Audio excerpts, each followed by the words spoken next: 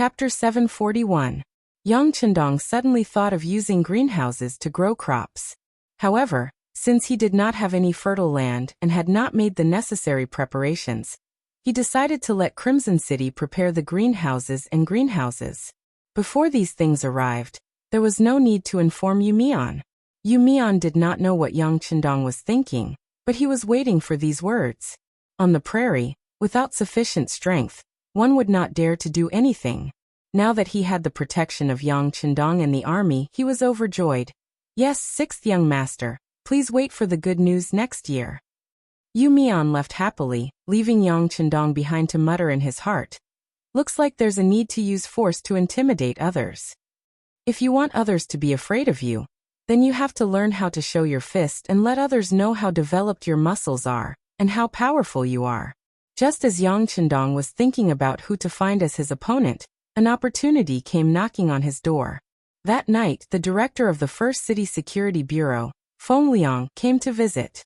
He brought with him news that someone was investigating the situation in the First City, and was even trying to instigate a rebellion among the commoners in the city. Coincidentally, the mercenary army had won the battle and defeated the 50,000 cavalry led by Agador, allowing many of the commoners in the city to see hope. Some of the young and strong among them wanted to join the army.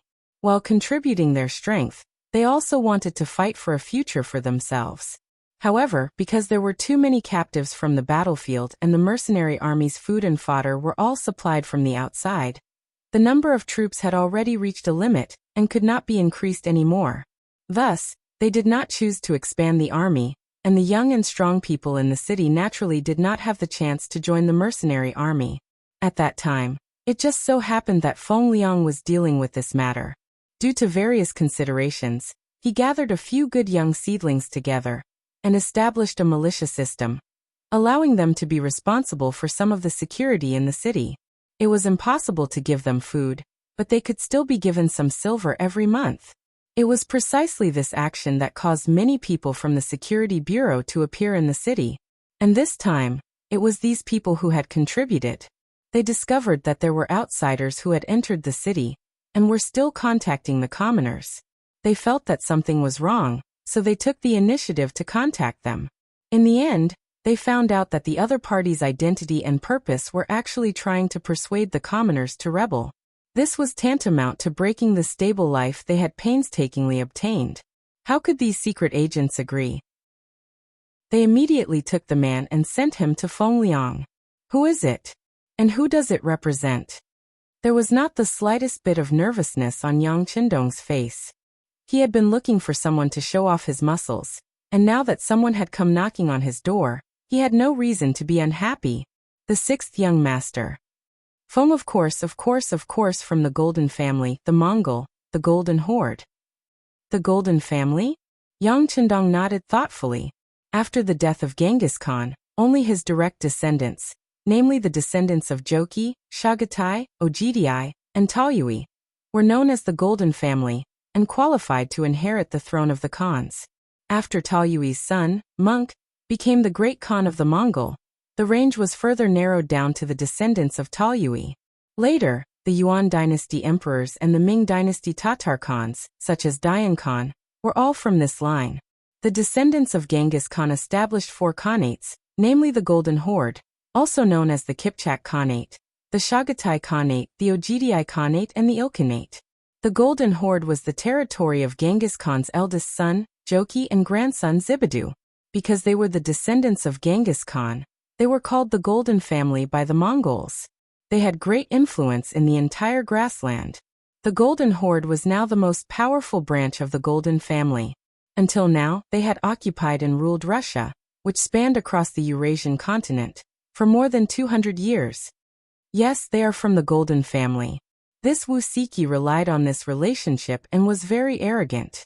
Even if he was captured, he did not have any intention of lowering his head.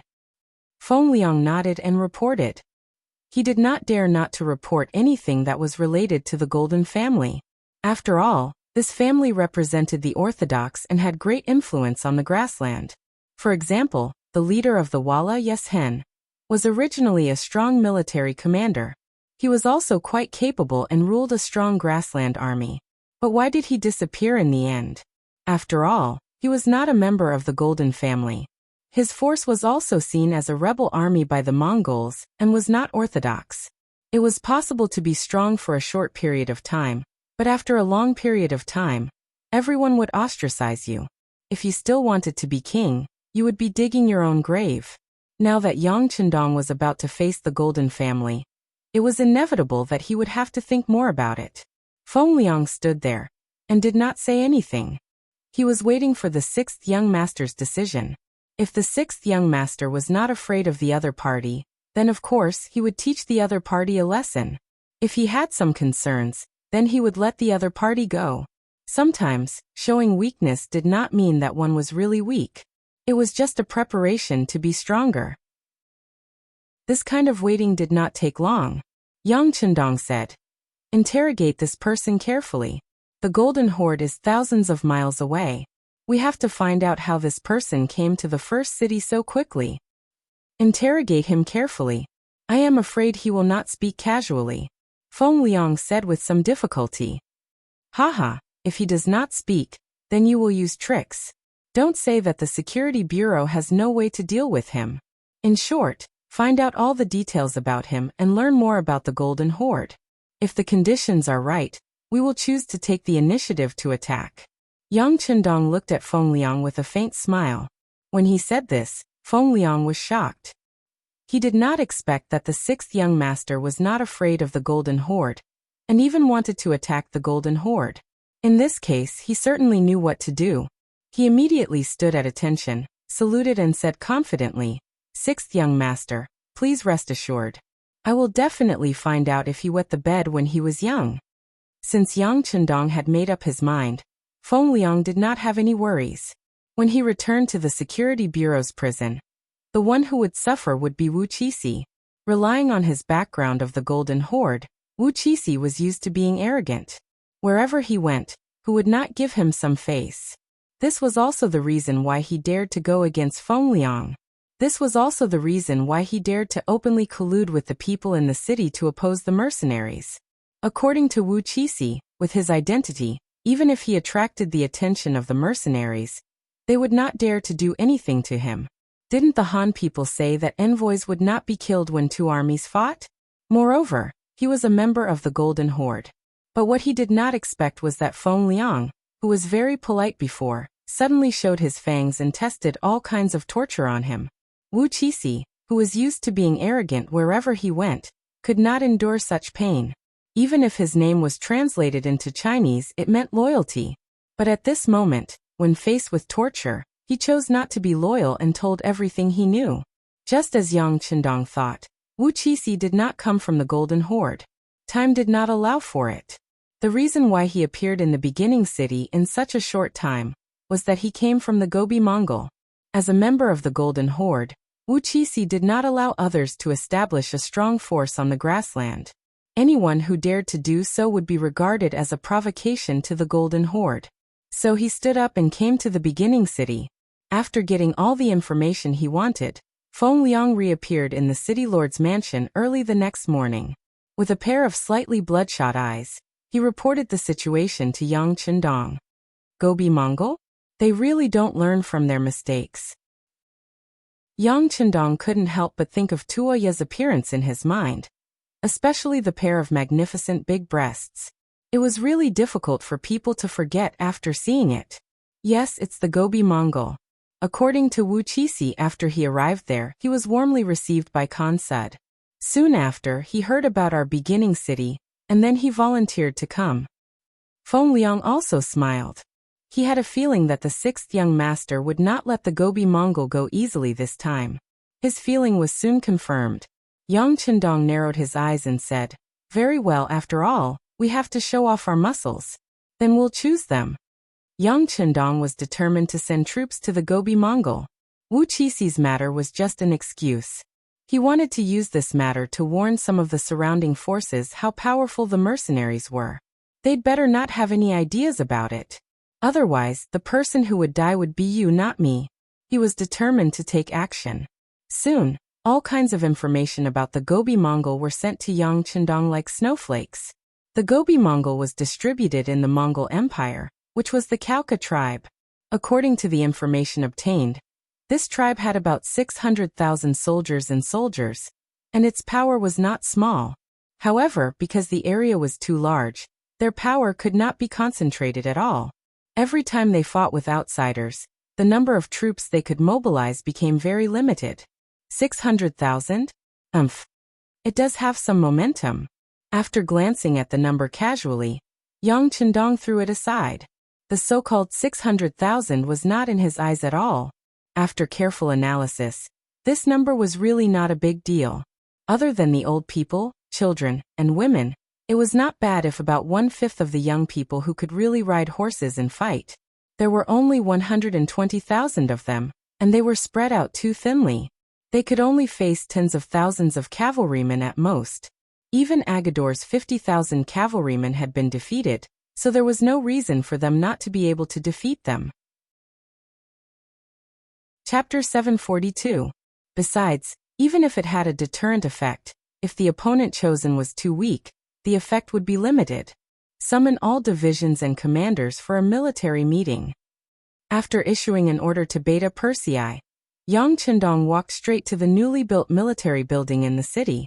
It didn't take long for the grassland to erupt into an uproar. 2 consecutive news broke the peace of the grassland in summer. The first news was that the beginning city had begun to open up wasteland nearby.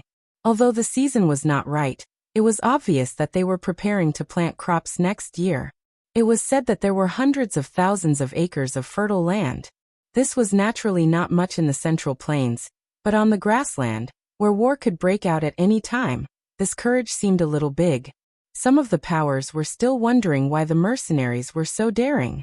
Were they not afraid that after planting the seeds, they would be robbed when it was time for the harvest? Just as this thought was still echoing in the minds of some of the leaders of the surrounding forces, the second news came.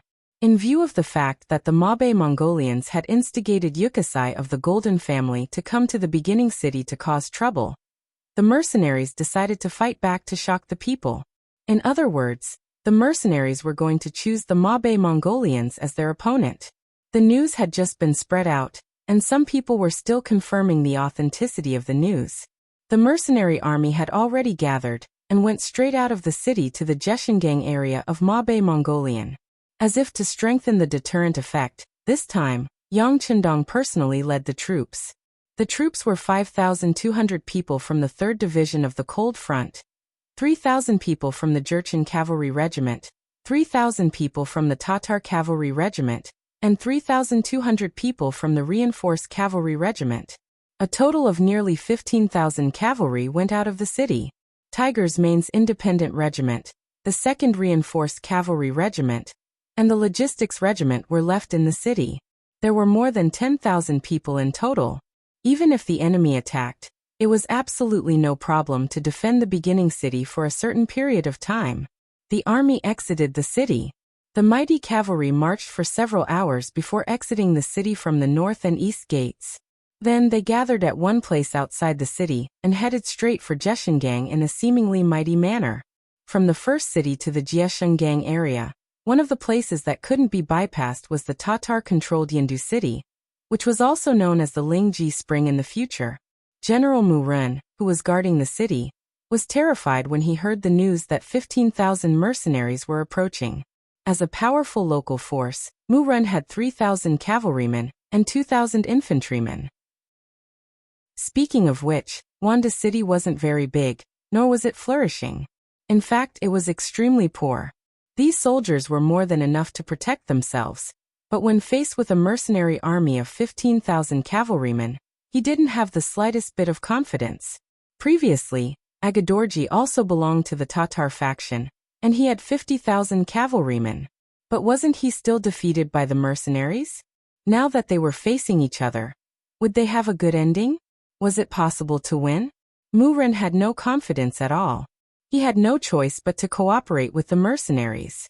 Especially when he heard that one of his old friends was a senior general of the mercenaries.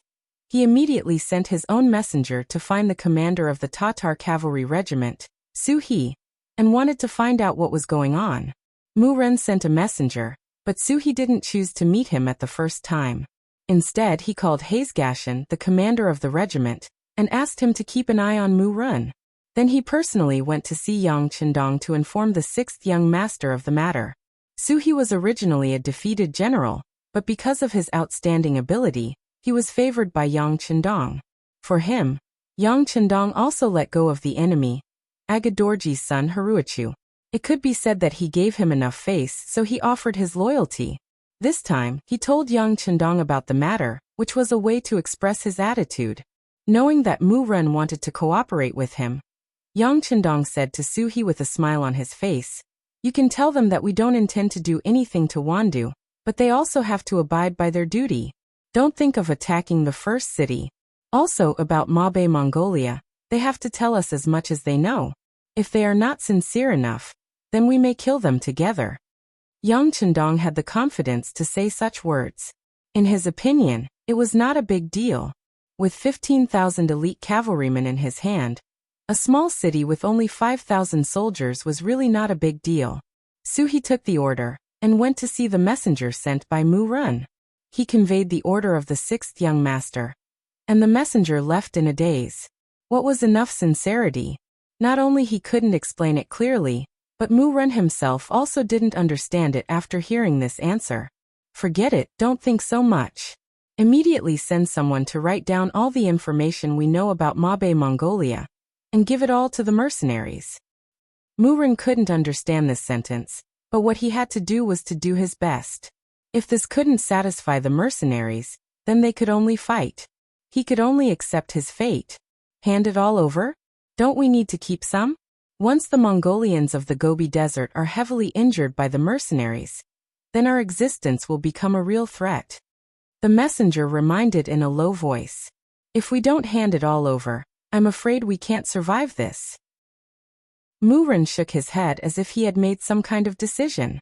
Then he looked at the messenger and said, "Okay, go and do it now."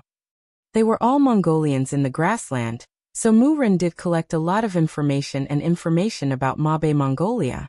Previously, he just wanted to protect himself. He was worried that the mercenaries would attack him, but he didn't expect that one day the information could be used to please the mercenaries and protect himself.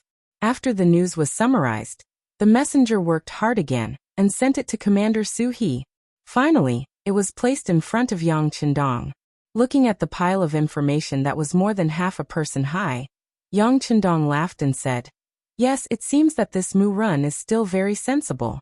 That's the case, inform the vanguard leader, Yella, to bypass Mabe City and go straight to Jeshingang." Yang Chendong knew that for so many years in the chaotic grassland, there were many different forces, and he couldn't solve all of them by himself. Since he couldn't do it for the time being, he had to set a benchmark, and that was to solve those hostile forces first. Mabe City was so close to the first city. If he could make them stay, it was equivalent to telling others that as long as they were honest, everyone could live in peace. Wasn't that an example? As for the Mabe Mongolia, they must be solved. Although it was very difficult to achieve the result of eliminating them, and it might not be possible with this little force, but it was necessary to severely injure the opponent. If he didn't do so, it would not be enough to intimidate others and not be able to establish his prestige. This time, he brought out cavalry and the logistics team didn't follow him. The soldiers of the army each prepared dry food for 20 days. In other words, unless they could snatch a large amount of the enemy's food, they could only last for about 20 days. If they didn't succeed, they would have to return. This was also a habit of the Mongolian cavalry, or a helplessness due to the constraints of the environment. Without supplies, the logistics couldn't keep up. Who knew how many ambitious people would end up wasting their time on this matter? However, it was also because of this that the distance between each tribe was relatively far, forming a natural safe distance between each other. Just like the information sent by Mu Ren said, the entire Mabe Mongolia existed in the form of scattered tribes, and the farthest distance between their tribes was nearly 2,000 miles. That was to say, no matter how hard Yang Chendong tried, he couldn't run through the entire Mabe Mongolia's territory this time. Even if he couldn't go all the way, he would choose the key place to attack. Looking at the information sent by Mu Run and comparing it with the map, Yang Chendong focused his attack on the area west of Inma River. Inma River was like a natural moat, established naturally. And in the north of it, there were many Mabe Mongolian tribes such as Sanfeng Mountain and the Three Gorges Mouth, Kanhali village. But crossing the river to attack was originally a military taboo. It was equal to cutting off one's own retreat and fighting with the enemy. This wasn't what Yang Chendong wanted to see, and in the current situation, he didn't need to take such a risk. It was better for him to stop there, and then continue to exert pressure on the Mabe Mongolian tribes in the area south of Inma River, forcing them to take the initiative to attack him. This was equal to turning passivity into initiative, and as long as the mercenaries made a big enough noise in the Jeshingang area, he wouldn't worry about the Mabe Mongolian tribes not being fooled and not coming to find him. At that time, he could wait for the enemy to be exhausted and fight with them. After making up his mind, the mercenaries were like a flying arrow, passing by the edge of the city and rushing straight to the Inma River area. Mabe Mongolian tribes. They had already known about the mercenary army's sudden invasion before the army had even arrived at Wanda City. After so many years of operation, it could be said that their scouts were everywhere. The mercenaries didn't mean to hide their tracks, so the news came immediately. The moment Khan received the news, he was so angry that his eyes widened and his beard blew. The mercenaries are so arrogant and infuriating. It was no wonder that Suitor would say that. He was the Khan of Gobi Mongol. He represented a powerful Mongol force. Most people were afraid that he would cause trouble for them.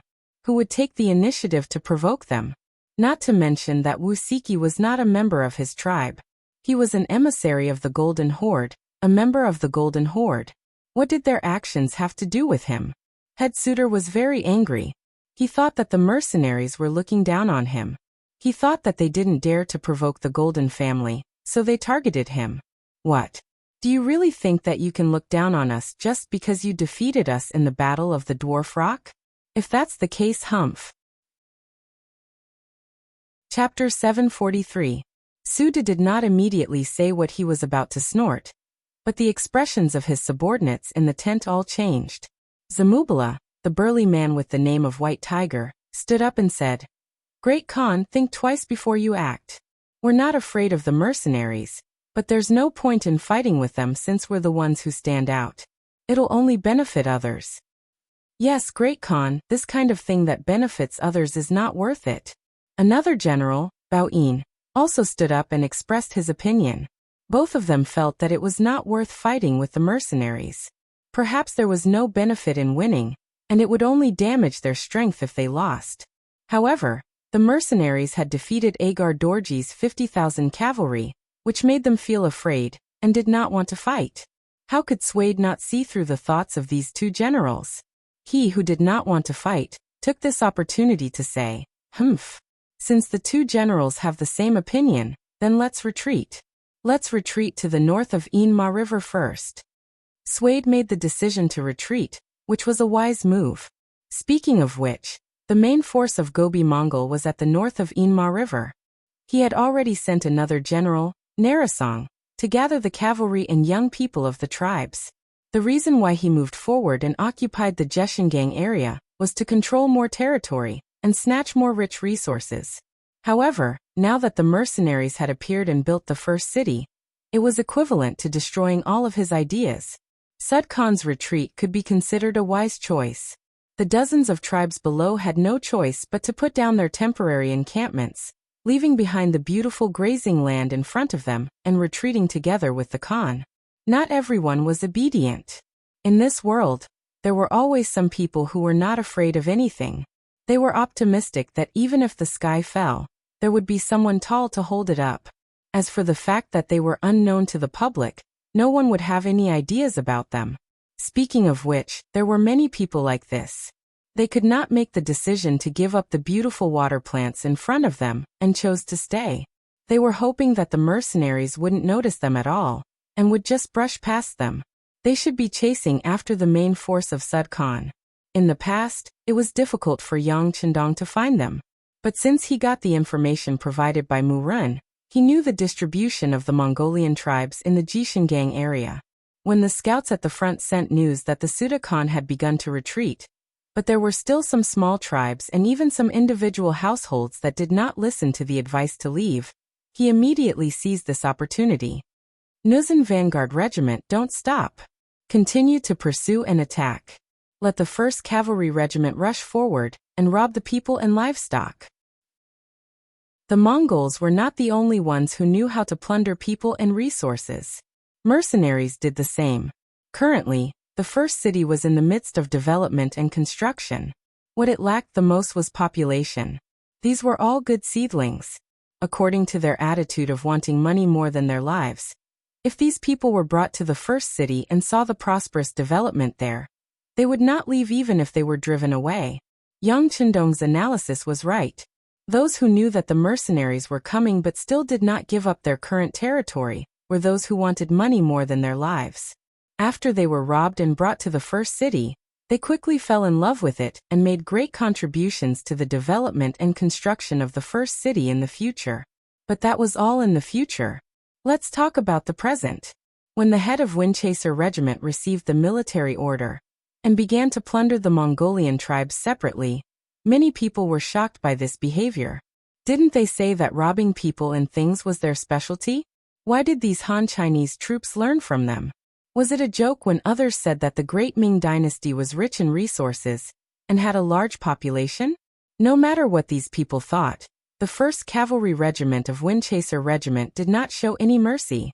From large tribes with hundreds of people to small individual households with only 3 to 5 people, they did not let any of them go. According to the information provided by Mu Run before, they found every one of them accurately.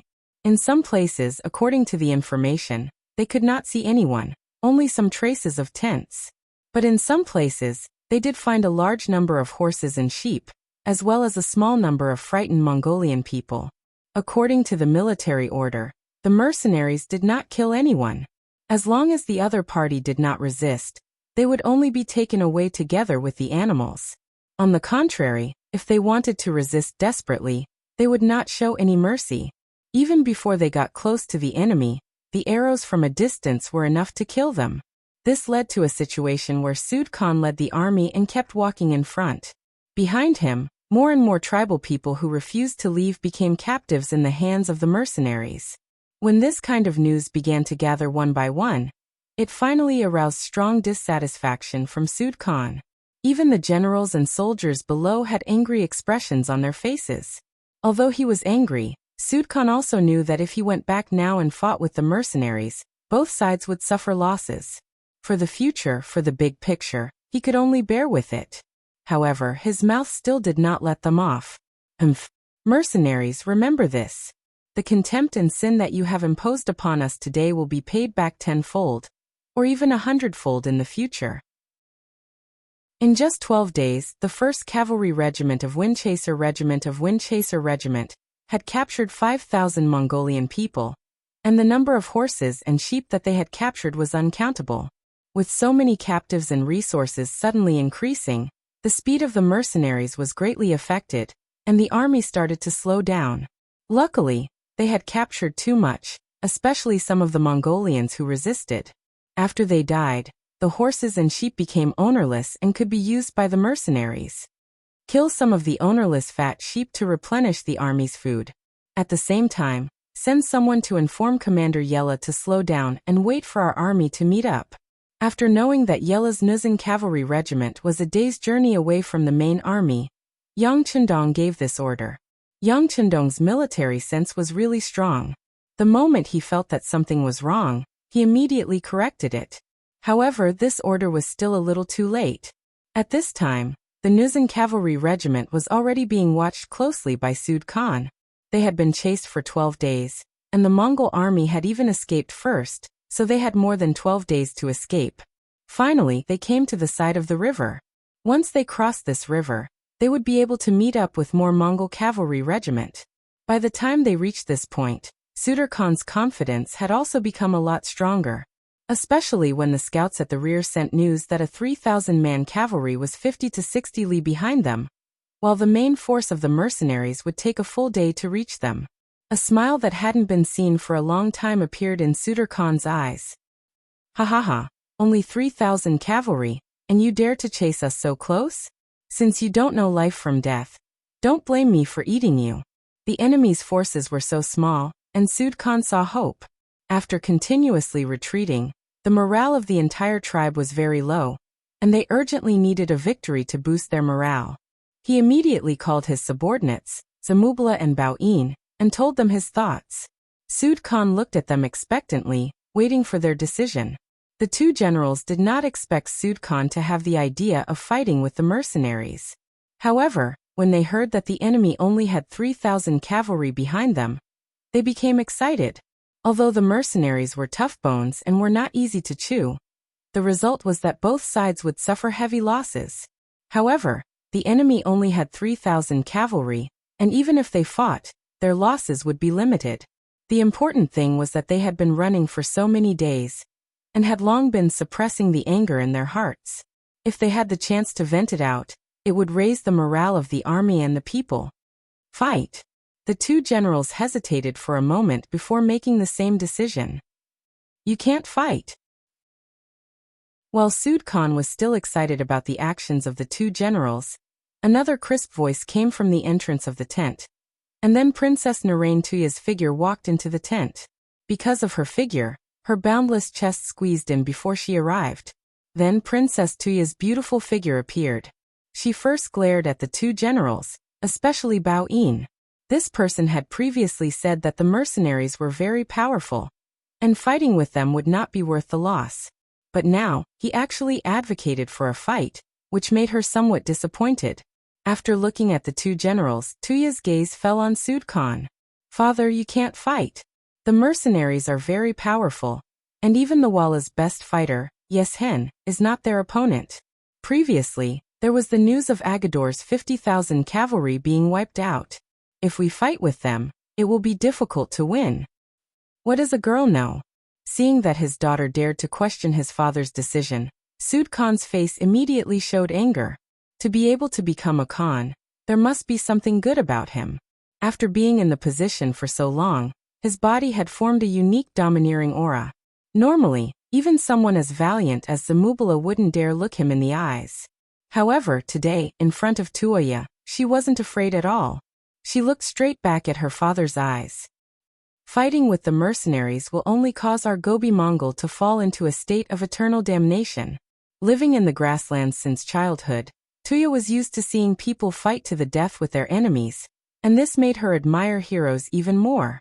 And a long time ago, when she learned that the traitor of the grasslands had also been defeated by a young talent of the great Ming Dynasty, she began to admire him.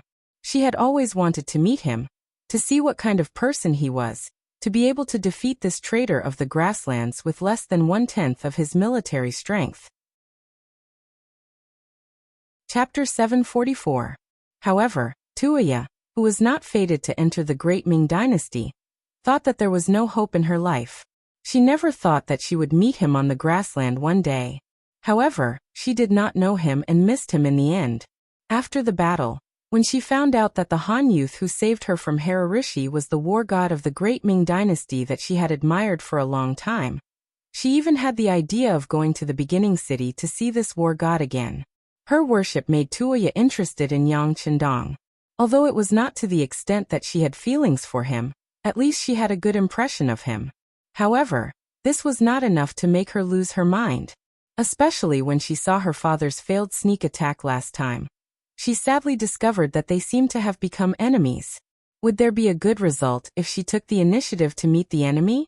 However, she really wanted to see Yang Chendong and tell him that she admired him very much. Under such psychological contradictions, the mercenaries suddenly sent out their troops, and their target was the Mongol tribe in the Gobi Desert. When she first heard the news, Tuoya was a little angry. However, she thought about it from Yang Chendong's perspective. First, there was a sneak attack for no reason, and then there was the suspicion of instigating Wukasai. It seemed that the decision to send out troops was not a big deal. When the mercenaries sent out their troops, her father immediately made the decision to retreat, which made Tuoya very happy. Dodging the mercenaries' attack this time was a sign of weakness, but it was also a sign of goodwill. With this experience, as long as her father was willing to lower his head, it would be possible for him to become friends with the mercenaries. Tuoya believed that a true hero would not lower himself to the same level as a weakling. In a happy mood, although they were escaping, Tuoya's face was full of smiles. However, now that she suddenly heard that her father was going to fight with the mercenaries, and it was going to be a fight with many people, she wanted to take advantage of the situation, and immediately stopped him. If this battle was fought, then no matter if they won or lost, they would only be enemies with the mercenaries in the future. It would be difficult for them to become friends. This was definitely not the result she wanted to see. What eternal damnation! This time the mercenaries came with great force. We have already backed down, but they still captured a few thousand of our tribesmen. Who knows how many horses and sheep they captured? Have they ever considered our feelings? Let me tell you, we have to fight this battle.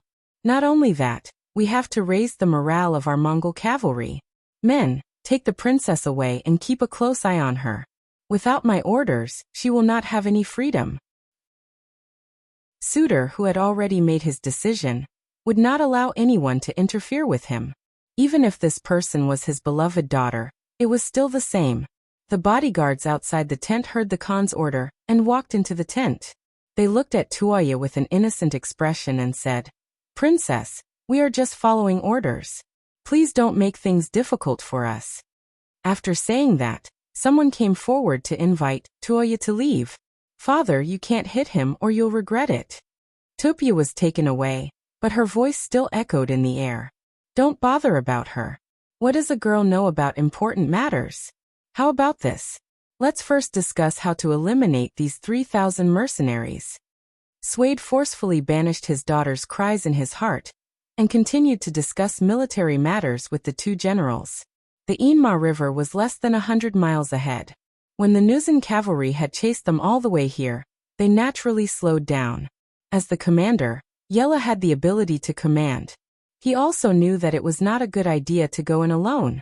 However, he still chose to follow so closely.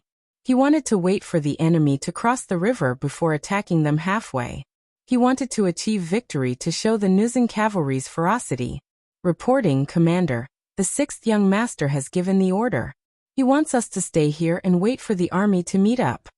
In the temporary military tent, as they were waiting for the news of the Mongol army crossing the river, a messenger came in and passed down Yang Qindong's order.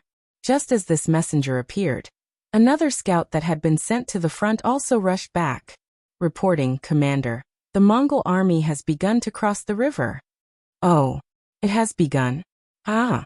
Yella's face was filled with excitement.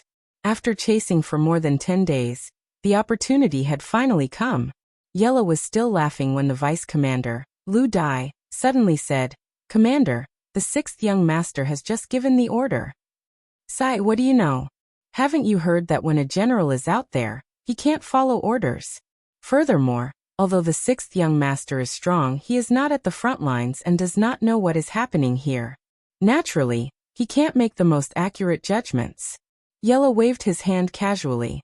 He had already received news that the 1st Cavalry Regiment behind them had already made their move. Not only had they stolen countless horses and sheep, they had also captured more than 5,000 people. This was a great achievement. He had been jealous of this for a long time. Now that he finally had a chance to show off, how could he give it up? Even with Yang Qindong's military order, Yila still had the idea of fighting a war. Otherwise, what was the point of him trying so hard to become the commander of the vanguard? If he did not have a chance to show off, wouldn't he be letting down the word vanguard? "Commander, but..." Lu Dai still wanted to say something. Yella waved his hand impatiently and said, "All right, if you are afraid, I will leave you with a battalion of cavalry here to wait for the main forces." It was obvious that Yella was angry. At this time, how could Lu Dai choose to stay? He nodded and said, "All right, then I will fight with Commander." "Haha, that's right. Men, go scout again. When you see the Mongolian vanguard crossing the river and boarding the rafts, report back immediately." Yella laughed heartily, as though he could already see countless merits waiting for him. Lu Dai could no longer stop Yella from sending out his troops. After he left the tent, he called for a soldier and said, "Bring 2 horses and leave. You must inform the 6th young master immediately." Tell him that we are going to attack the Mongolian vanguard." "Yes." The man nodded, then turned and left quickly. Lu Dai looked at the departing figure and sighed. "Let's hope that Commander's decision this time is right." The Mongolian vanguard had already started to cross the Inma River. Under the transport of the rafts, countless livestock and civilians crossed the river and left. However, what the outsiders did not know was that the Mongolian vanguard that had just been transported across the river had turned back. They quickly hid on both sides of the river. Due to the terrain, the scouts of the Jurchen cavalry regiment could only watch from afar and could not get close at all.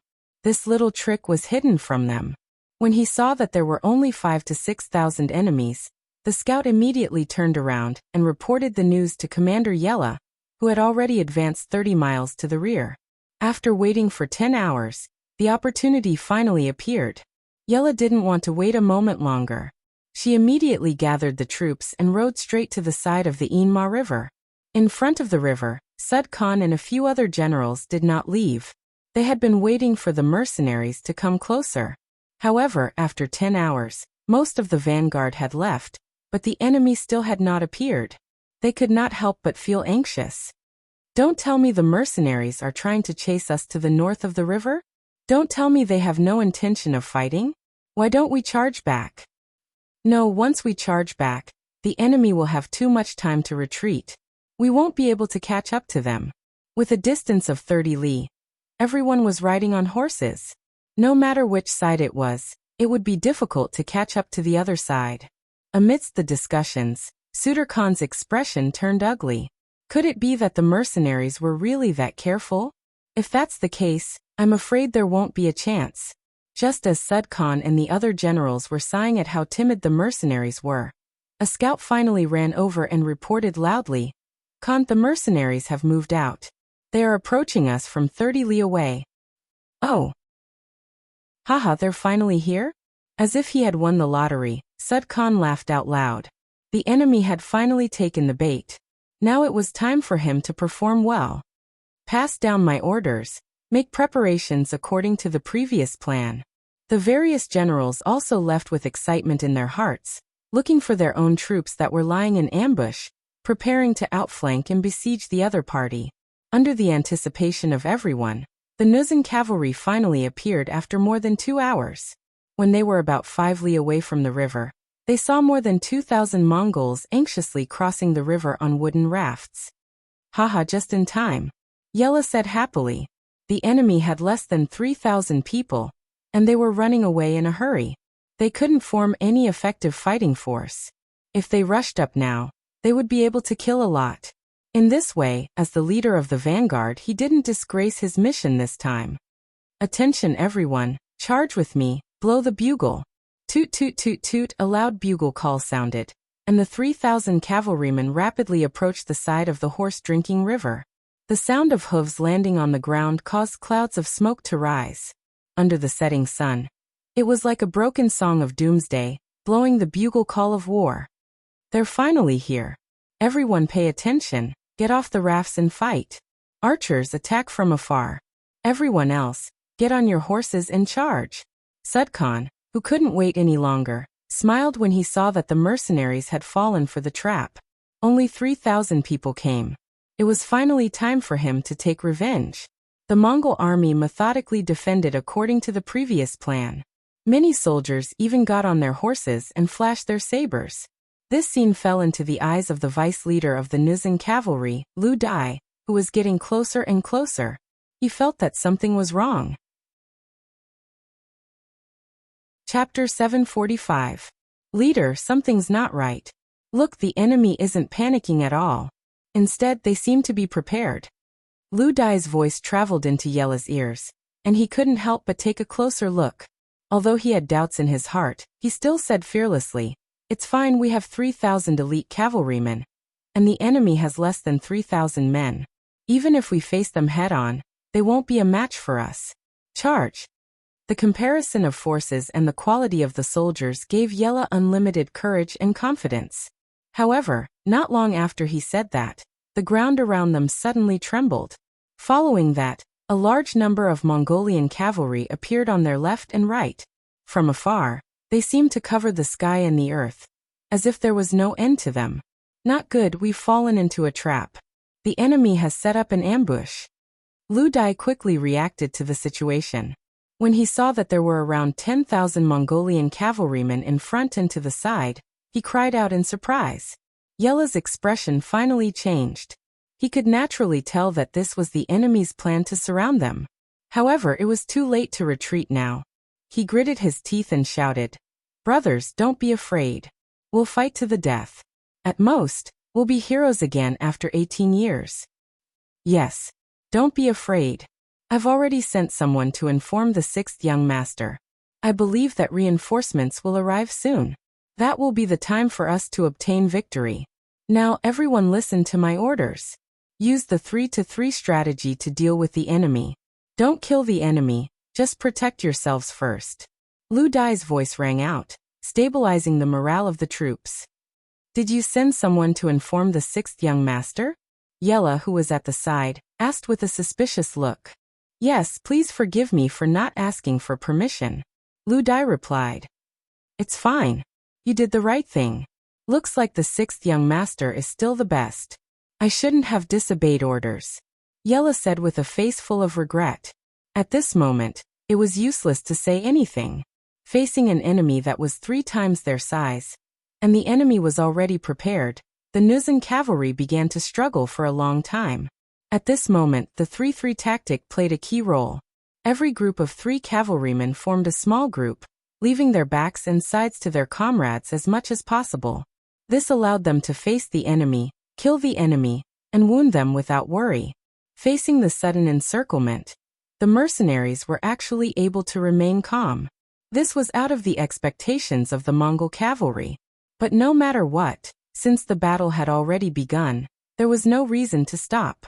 Relying on the fact that they were already prepared and had a large number of people, they charged in from all directions. Soon the 2 sides were engaged in battle.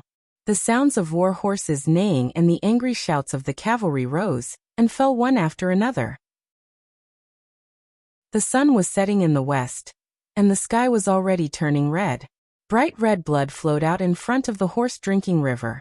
Cavalrymen were constantly being cut down from their horses, and the sounds of howling and screaming were endless. Yela waved his saber and slashed at the Mongol cavalry one after another.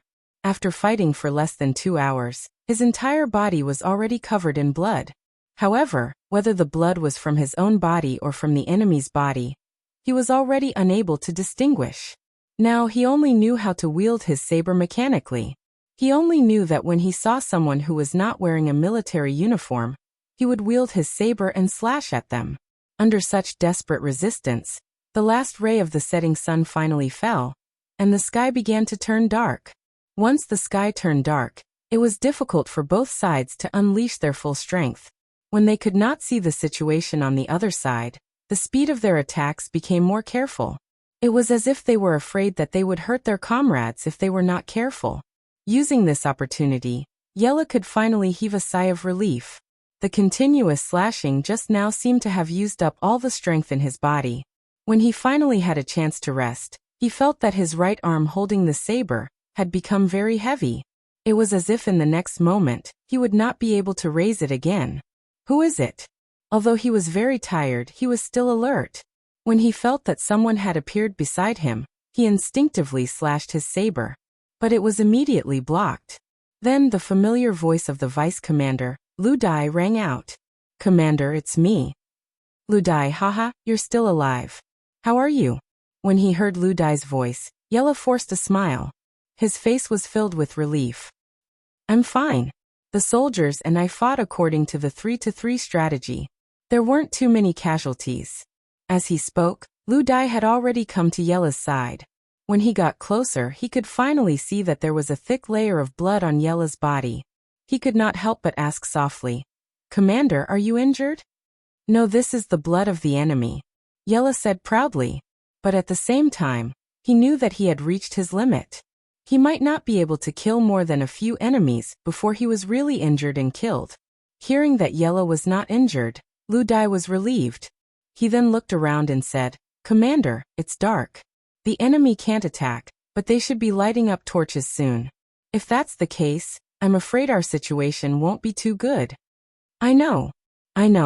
Let's do this. Inform the soldiers to follow the Mongolian army. If they retreat, we will retreat too. Don't raise your torches. If you see someone with a torch, then he must be an enemy. Kill him. Yella nodded and gave the order to attack the enemy. Both sides were now in a mess.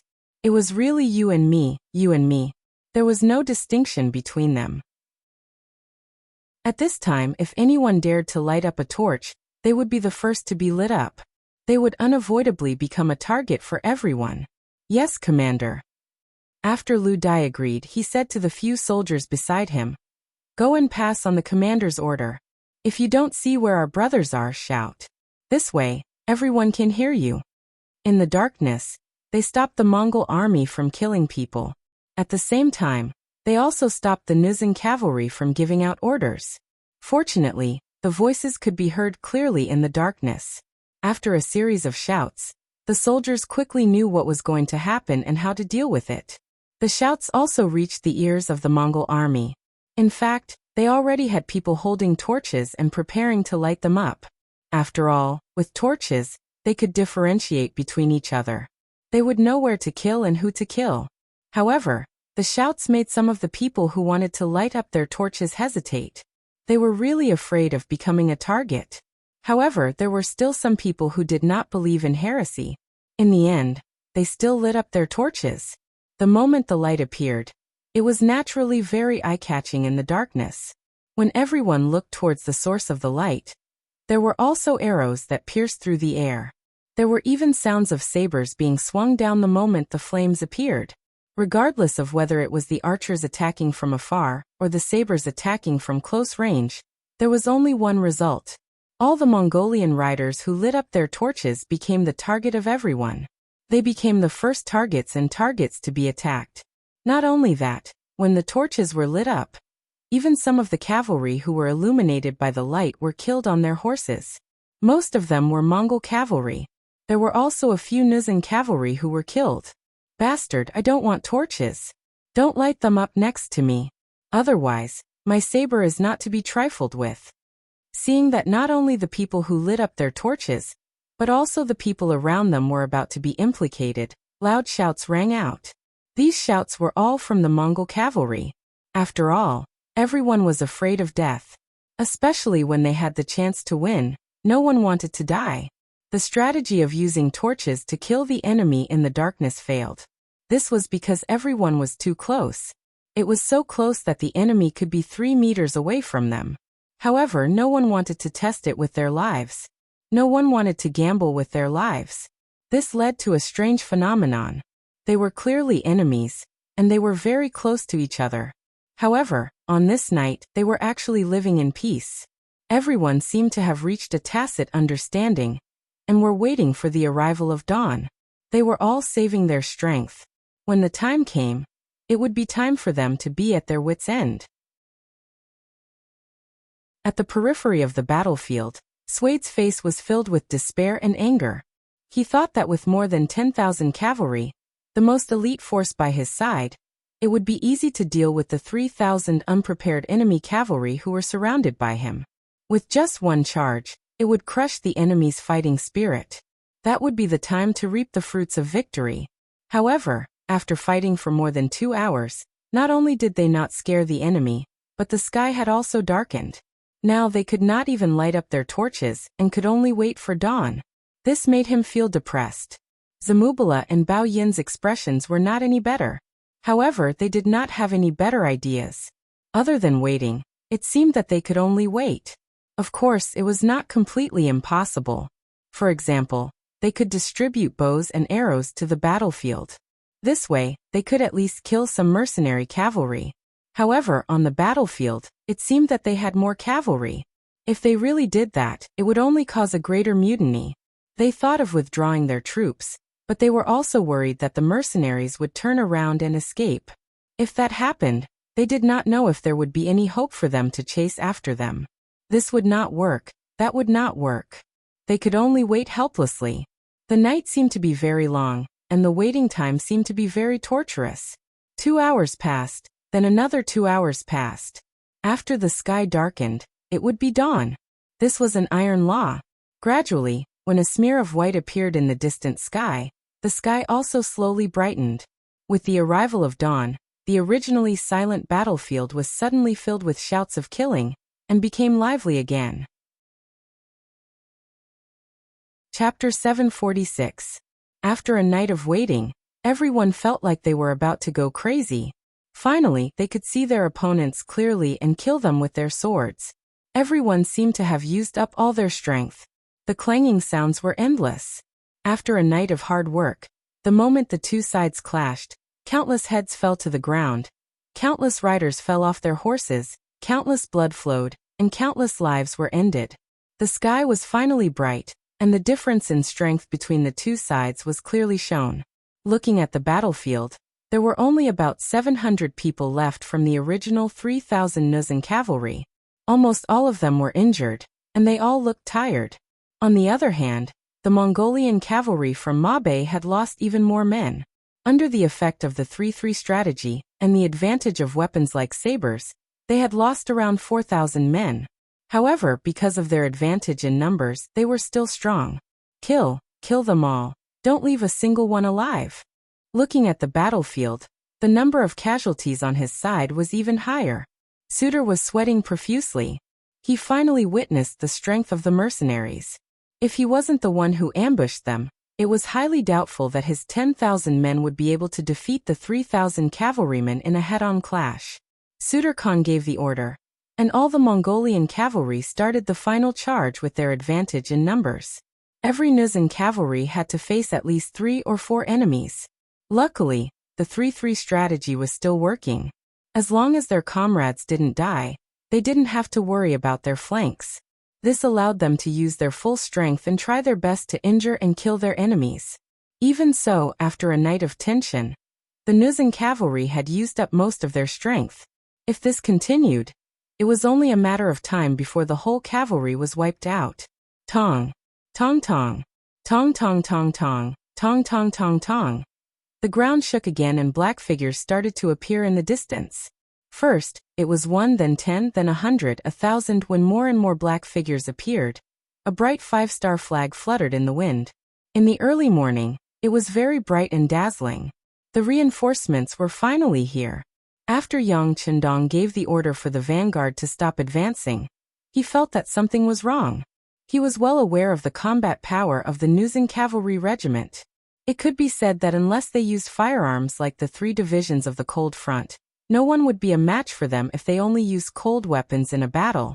He was satisfied with the strength of the Jurchen cavalry regiment, but at the same time, he was slightly worried. The stronger a person was, the more arrogant they would be.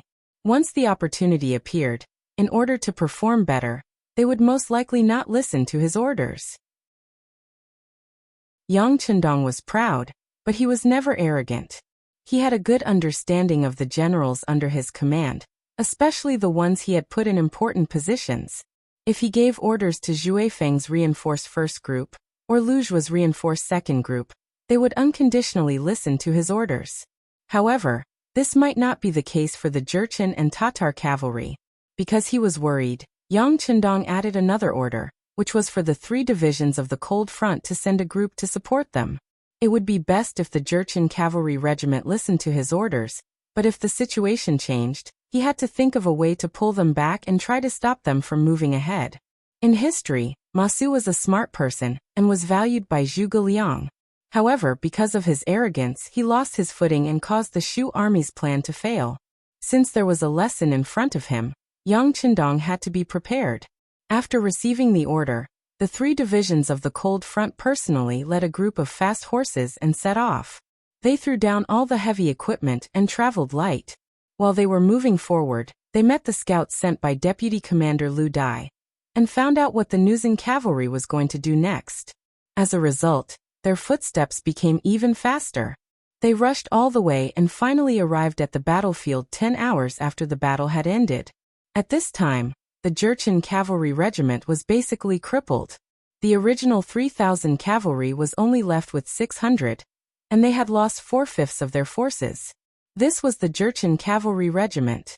Their combat strength was really high, and they could even fight one-on-one with the scouts. If it was any other cavalry regiment, they would have been wiped out and would not have been able to hold on until now. However, after 10 hours, they still had to rely on the darkness of the night. At this moment, they were like an arrow at the end of its flight, facing an army several times their size and the Mongol elites from Mabe who were prepared. They had already used up all their strength. Blow the charge horn. The first unit will be the vanguard, the second unit will attack from the left, the third unit will attack from the right, the fourth and fifth units will follow me as the middle to charge. Seeing that the battlefield was right in front of him, Commander Wu Sheng's eyes revealed a strong murderous aura. He was also very excited. The Jurchen cavalry regiment was not finished yet. This made him feel a sense of relief. At the same time, when he saw so many Mongol cavalry surrounding their allies, Wu Sheng was really angry. Did they think that they were easy to bully? Since they dared to set a trap for the mercenaries, then he would kill them until their parents could not recognize them.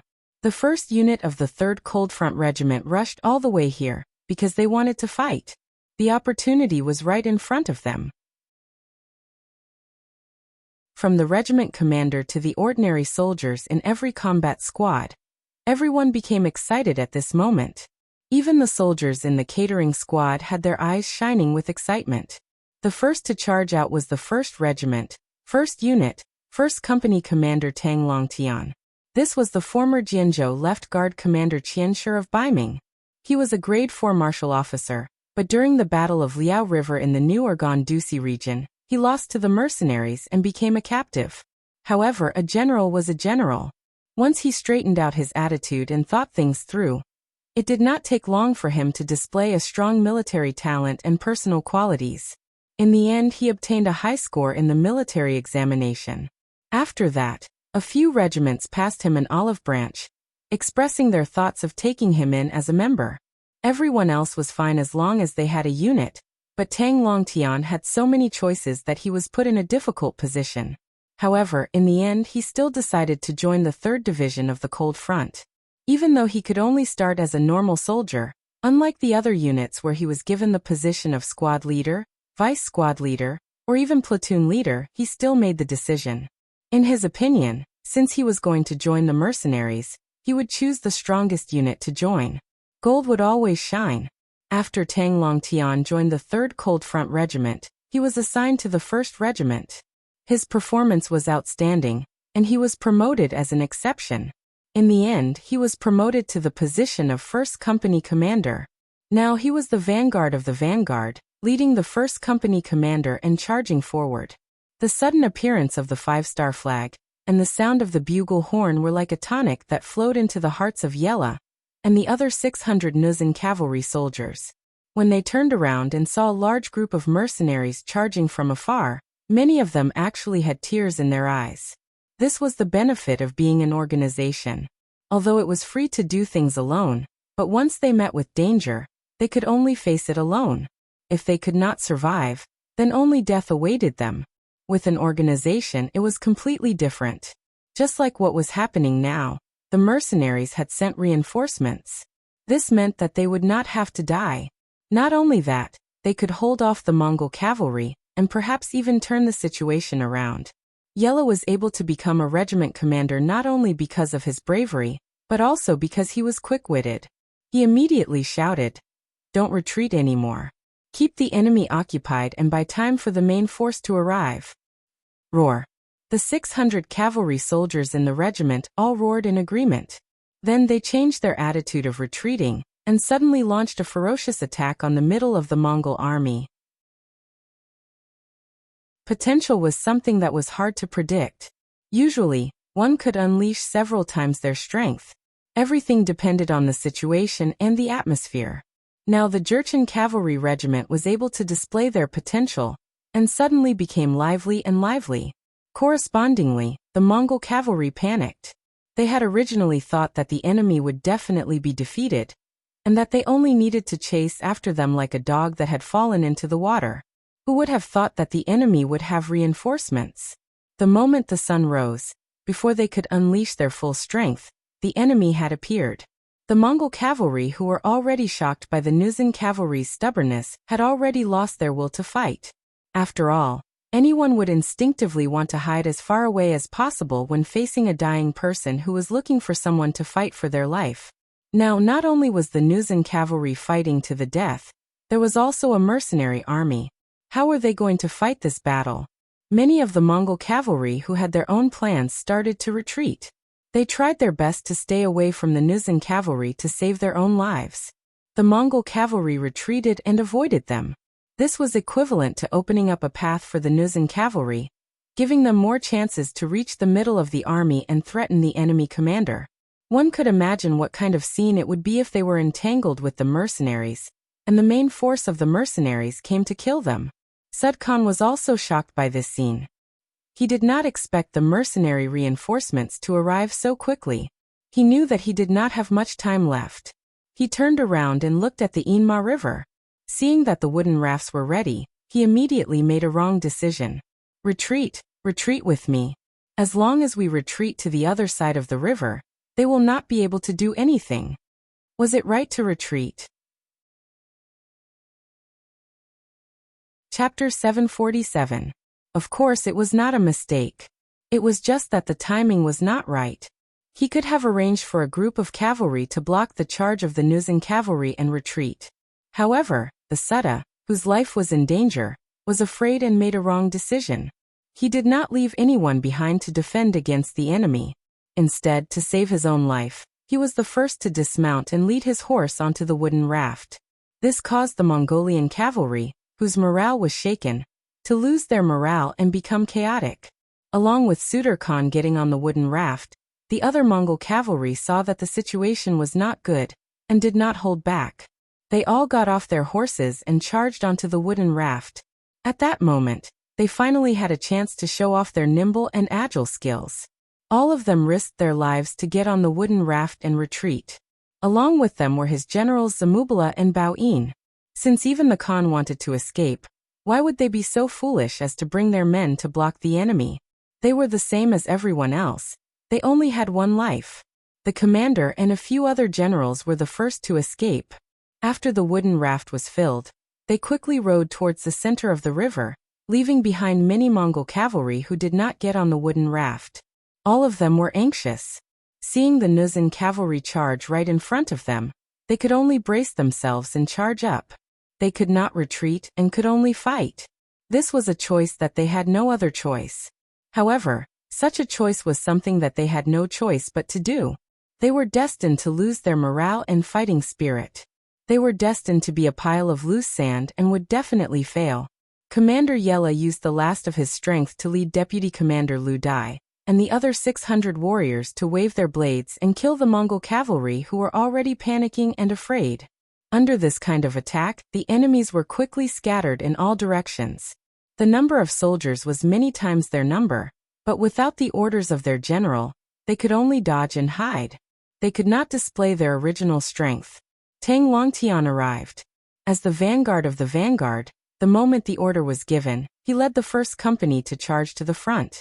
When they were less than 50 meters away from the first batch of Mongol cavalry, the warriors of the first company raised their right arms and took out their steel crossbows. 7 consecutive shots lit up, and arrows shot forward effortlessly. They hit the Mongolian cavaliers who were caught off guard and were still in a state of panic. In just a short encounter, dozens of enemies were killed. However, this was just the beginning. The 7 consecutive shots continued to display its advantage. Under the rapid firing of arrow after arrow, the Mongolian cavalrymen who were thrown into disarray were shot down from their horses and lost their ability to fight. In this battle, Tang Longtian could be said to have killed to his heart's content. Facing the Mongol army that had lost all morale and were only focused on escaping, forgetting that they still had bows and arrows on their backs and could retaliate, the Mongol army actually quickly fired out all 7 consecutive shots, killing over 300 of their enemies in the process. This was equivalent to unleashing more than 300% of his combat strength. This was a great contribution. Overjoyed, Tang Longtian put away his 7 consecutive shots and shouted to his subordinates, "Draw your swords, kill the enemy, it's time to make contributions." Kill. The 100 warriors who did not lose any of their men shouted loudly and cooperated with him. Then they followed behind their company commander and stabbed into the chaotic Mongolian cavaliers like a needle. Tang Longtian was charging forward with all his might, showing that he wanted to meet up with the Nuzan cavalry. Behind him, the commander of the 1st Battalion, Guofeng, led the other 3 companies and rushed over. Another wave of 7 consecutive shots heavily injured the Mongol cavalry, greatly reducing the enemy's strength and achieving the goal of heavily injuring the enemy and breaking their hearts. The 2nd and 3rd battalions followed the orders and attacked from the left and right, forcing the Mongol cavalry who were running away in all directions back to the main formation. Then Division Commander Wu Sheng led the 4th and 5th battalions to charge forward, giving the Mongol cavalry another heavy blow, causing them to feel as if they had nothing left to live for. In the middle of the Inma River, the wooden raft was still crossing the river. Cold sweat flowed down Khan Sud's forehead uncontrollably. He was afraid and angry. When he saw his soldiers on the riverbank facing the charge of the mercenaries, they were unable to fight back at all. When they were either dead or injured, his heart was bleeding. However, he was also glad that he was fast enough to escape into the river. Otherwise, he might really be in danger.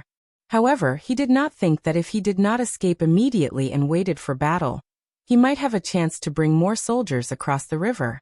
After all, the reinforcements this time were only a regiment of about 2,000 men. Moreover, one of the battalions was a reserve battalion. Their combat strength was not as strong as the other battalions. This was also why the 3 cold front regiments only had 5,200 men. However, it was too late to say anything now. He had already retreated, and no matter what, he would not go back. All he could do was pray in his heart and hope that his soldiers could rely on their own strength to escape. In fact, there were indeed some Mongol cavalry who were skilled in riding and had quick thinking who escaped. After all, they had the advantage in numbers. However, there were very few of them. During this battle, even though the 1st Regiment of the 3 Cold Vanguard Divisions did not use the 95 style they carried on their backs because they wanted to increase their accuracy when they fought on horseback, the 7 consecutive shots in their hands were still quite useful. The waves of arrows destroyed the courage of the Mongolian cavaliers, and there were less than 1,000 enemies who truly dared to flee at this moment. There were more than 600 people on the rafts, but 1,000 of them escaped. The rest were either killed, injured, or captured. The 10,000 Mongol army was killed by the Nuzan cavalry and the 3rd Cold Front Division. Around 6,000 people were injured and 1,500 people were captured. The war was finally over. As the wooden raft crossed the middle of the Inma River, it disappeared behind the other side. The Mongol cavalry who were still alive made a smart choice. They dismounted and surrendered. At this time, Wu Sheng came to the side of Commander Yella and Deputy Commander Lu Dai. How are you guys? Do you need a medic to treat your injuries? We're fine. Even if we're injured, it's just that we don't have any strength left. Yella smiled bitterly and shook his head to reject the medic Wu Sheng sent. Although they had won the battle, their losses were also huge. Moreover, these losses were caused by his disobedience to military orders and making the wrong decision. This caused his expression to become unsightly. Yella did not even know what to do next. How could he face the 6th young master as a criminal? As if he could see that Yella was not in a good mood, Wu Sheng patted him on the shoulder and said, "Okay, don't think too much. The 6th young master is wise. You have to believe in this." The reason why Wu Sheng was so nice to Yella when he disobeyed orders was naturally because of the bravery he displayed. The 3,000 Nuzan cavalry actually fought the 10,000 Mongol cavalry for an entire night, and even heavily injured them. This kind of result was not bad even in the 3rd Cold Front Division. Since they could fight, they should be respected. Wu Sheng's words seemed to give Yella some confidence. At the very least, he forced a smile on his face. "Thank you, Teacher Wu. No need to thank me. It's all because of your performance that I admire." Wu Sheng nodded gently and then said to the correspondent beside him, "Immediately send someone to report this matter to the 6th young master. At the same time, send someone to the nearby forest to find wood and get a carriage. I think the comrades of the Jurchen cavalry regiment are tired. Let them get on the carriage and have a good rest." The smoke of the battle gradually dissipated, and the river-drinking horse returned to silence. Wu Sheng, who had chased away the Sud, did not intend to pursue. Firstly, he did not have a ready-made wooden raft. If he wanted to rush, he would need time. Who knew where the enemy would escape during this time? Secondly, with the experience of Yela's Nuzan cavalry, if he forced his way across the river and the Mongol cavalry was waiting for him on the other side, wouldn't he be sending himself to be attacked? One was in the river, and the other was on the shore. There was not much of an advantage. He didn't give the order to pursue and instead turned back. This indeed made the plan of Sud Khan, who was waiting on the other side of the Inma River, fail. Just as he crossed the river, another general under him, Naderisong, also brought 20,000 cavalry over. He then formed an encirclement and waited for the mercenaries to appear. However, after waiting for a long time and not seeing anyone, the Sud Khan sent a wooden raft across the river. Only then did he know that the mercenaries had already retreated. Khan, let's chase. They only have 2,000 people and most of them are tired. They can't be our match. Naderisong, who had not seen the strength of the mercenaries, suggested. How could the Sud Khan not want to turn the tables? However, thinking about the stubbornness of the mercenaries and the possibility of reinforcements appearing at any time, he shook his head and said, "Forget it. Let them be. Anyways, as long as they can't cross the river drinking horse, we will be safe. Our tribe will also be safe." The Sud Khan was really scared after being beaten. 2 battles in a row and 2 defeats. One of them was when he had the advantage in numbers and his plan had succeeded. However, he still could not take down the enemy. He really did not know how he could defeat the mercenaries. He was afraid and even had a shadow in his heart. This was the result that Yang Chendong wanted. He did not expect to completely destroy the Mongol army in this battle. The enemy had 600,000 soldiers and soldiers. Such an opponent was not something that he could defeat with his current strength. He did not have such a big appetite. Beating the enemy until they were afraid and did not dare to find trouble with him was the main goal of this battle. Now it seemed that the strategy had been achieved. Just from this point alone, it was worth it to send out troops. Chapter 748. Wu Sheng retreated, and soon met up with the main force of the Cold Front Division. Then the army retreated and finally met up with Yang Chendong's army. At this time, Yi La and Lu Dai, who had been resting in the carriage, also regained their energy. As soon as they returned to the camp, the 2 of them knelt in front of the 6th young master's tent, and didn't get up for a long time. Yang Chendong listened carefully to Wu Sheng's report, and learned about some details of the battlefield, and the bravery of the Nuzan cavalry. 6th young master, these Nuzan cavalrymen are really good.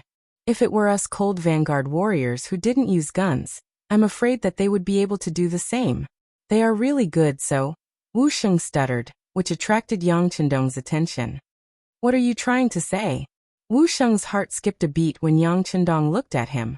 Although he was now the commander of the Cold Front Division, and was a high-ranking officer in the army, he was still a primary school student in front of Yang Chendong.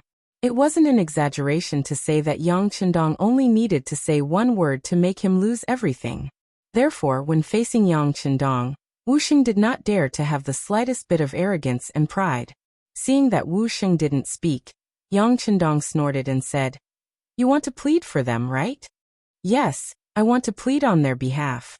Wu Sheng straightened his body and puffed out his chest as much as he could as he spoke. "Okay, then you can go out and kneel." This time, Yang Chendong didn't even raise his head and said this casually. Wu Sheng was stunned when he heard this. He didn't seem to have heard it clearly, and had a puzzled look on his face. Then Beta Persei's loud voice rang out. "Don't you want to plead for them? Then go out and kneel. Isn't it clear?" "Oh, I know," Wu Sheng said as if he had just realized something. He didn't forget to give a standard military salute before leaving the tent and kneeling outside. "Okay, you've become smarter." Now that there was no one else in the tent, Yang Chendong raised his head and glanced at Beta Persei. The other party actually understood the meaning of his words. It seemed that Beta Persei, who had followed him, was no longer a martial artist. He had also learned to use his wisdom. After being praised by Yang Qindong, Beta Persei showed an embarrassed smile, and then flattered. Even a stone will be enlightened if you follow young master every day. Haha, that's a good analogy. Yang Qindong laughed heartily. He was also considering how to deal with Yella. Logically speaking, if he disobeyed a military order, he would definitely be severely punished. The lightest punishment would be demotion. The heaviest punishment would be to have him retire from active service, or even to be charged with a crime.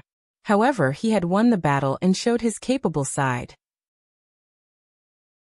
There weren't many of such generals even in the mercenary army. It would be a great loss to not let him lead the troops. He had to be punished even if he was guilty. Otherwise, if the other officers followed suit, wouldn't it be a mess? For a moment, Yang Qindong couldn't openly go easy on him. At this moment, Wu Xing stood up and gave him a hint to solve the problem. In this way, he let the other party go out and beg for mercy. In this way, the law couldn't punish the masses, and he had a way out. Most importantly, after this incident, the officers below could be more united. It could be said to be killing two birds with one stone. Outside the tent, Wu Sheng, who was wearing the rank of senior colonel, and wearing a white cloak, came out and knelt on the ground, level with Yella and Lu Dai. This scene shocked the two of them so much that their eyes widened. Lu Dai was even more puzzled and asked, "Commander Wu, didn't you make a meritorious service? Why are you kneeling here with us?" This was also the question Yella wanted to ask. Wu Xing shook his head and said with a bitter smile, "I'm pleading for mercy on your behalf. Although you disobeyed orders in this battle, under the circumstances, if I was the one leading the troops, I'm afraid I would have made the same choice." He said that he was pleading for mercy on their behalf, and that he would have made the same choice. When Yi La and Lu Dai heard this, the two of them couldn't help but shed tears of joy. It was as if they had found a confidant, as if they had found a family member who understood them the most. They cried and were emotional. Wu Sheng's actions also made Yella and Lu Dai feel warmth. Although it was true that they were prisoners of war and had some other thoughts in their hearts, Wu Sheng's actions completely suppressed the last bit of small thoughts in their hearts, letting them know what the warmth of a family was like. Not long after Wu Sheng knelt on the ground, the political commissar of the 3 divisions, Chen Bo, arrived. Seeing the scene in front of him, he only pondered for a moment before kneeling on the ground with a plop. He didn't say much, but the intention to plead for mercy was very obvious. After Chen Bo, the 3rd commander of the 3 divisions, Chunyang, and the 1st commander of the reinforced cavalry, Zhui Feng, also rushed over and knelt in front of the tent. Their appearance became a spectacle that all the soldiers in the army could see and discuss. The commander of the Tatar cavalry, Suhi, naturally knew about this matter very quickly. Hassan, who came to report, saw Suhi's frown and said, "Commander, I think you should also kneel and plead for the commander and vice-commander of the Nuzan cavalry." "Why?" Suhi asked in confusion. "Commander, think about it. Everyone is going. If you don't go, wouldn't you be an exception? You will be ostracized. We are also new here. It's better not to do something that will offend people." Hassan said anxiously. He didn't understand. When it came to planning on the battlefield, Suhi's ability was indeed not bad. Even the 6th young master acknowledged this point. Otherwise, he wouldn't have become the commander of the Tatar cavalry. But when it came to interpersonal relationships, this Suhi was a little lacking. As a subordinate, Hassan saw this point and felt that it was necessary for him to remind him. "Everyone is going, so do I have to go? I'm not familiar with Yi La and Lu Dai, let alone have a personal relationship with them. Besides, this time they were punished because they disobeyed orders. Why should I plead for them? Isn't this supporting the people under me to disobey orders? I'm not going." Shaking his head firmly, Suhi added, "Let's go. If we have the time, let's go down and see the army and urge them to hurry up with their training." Suhi's stubbornness made Hassan shake his head.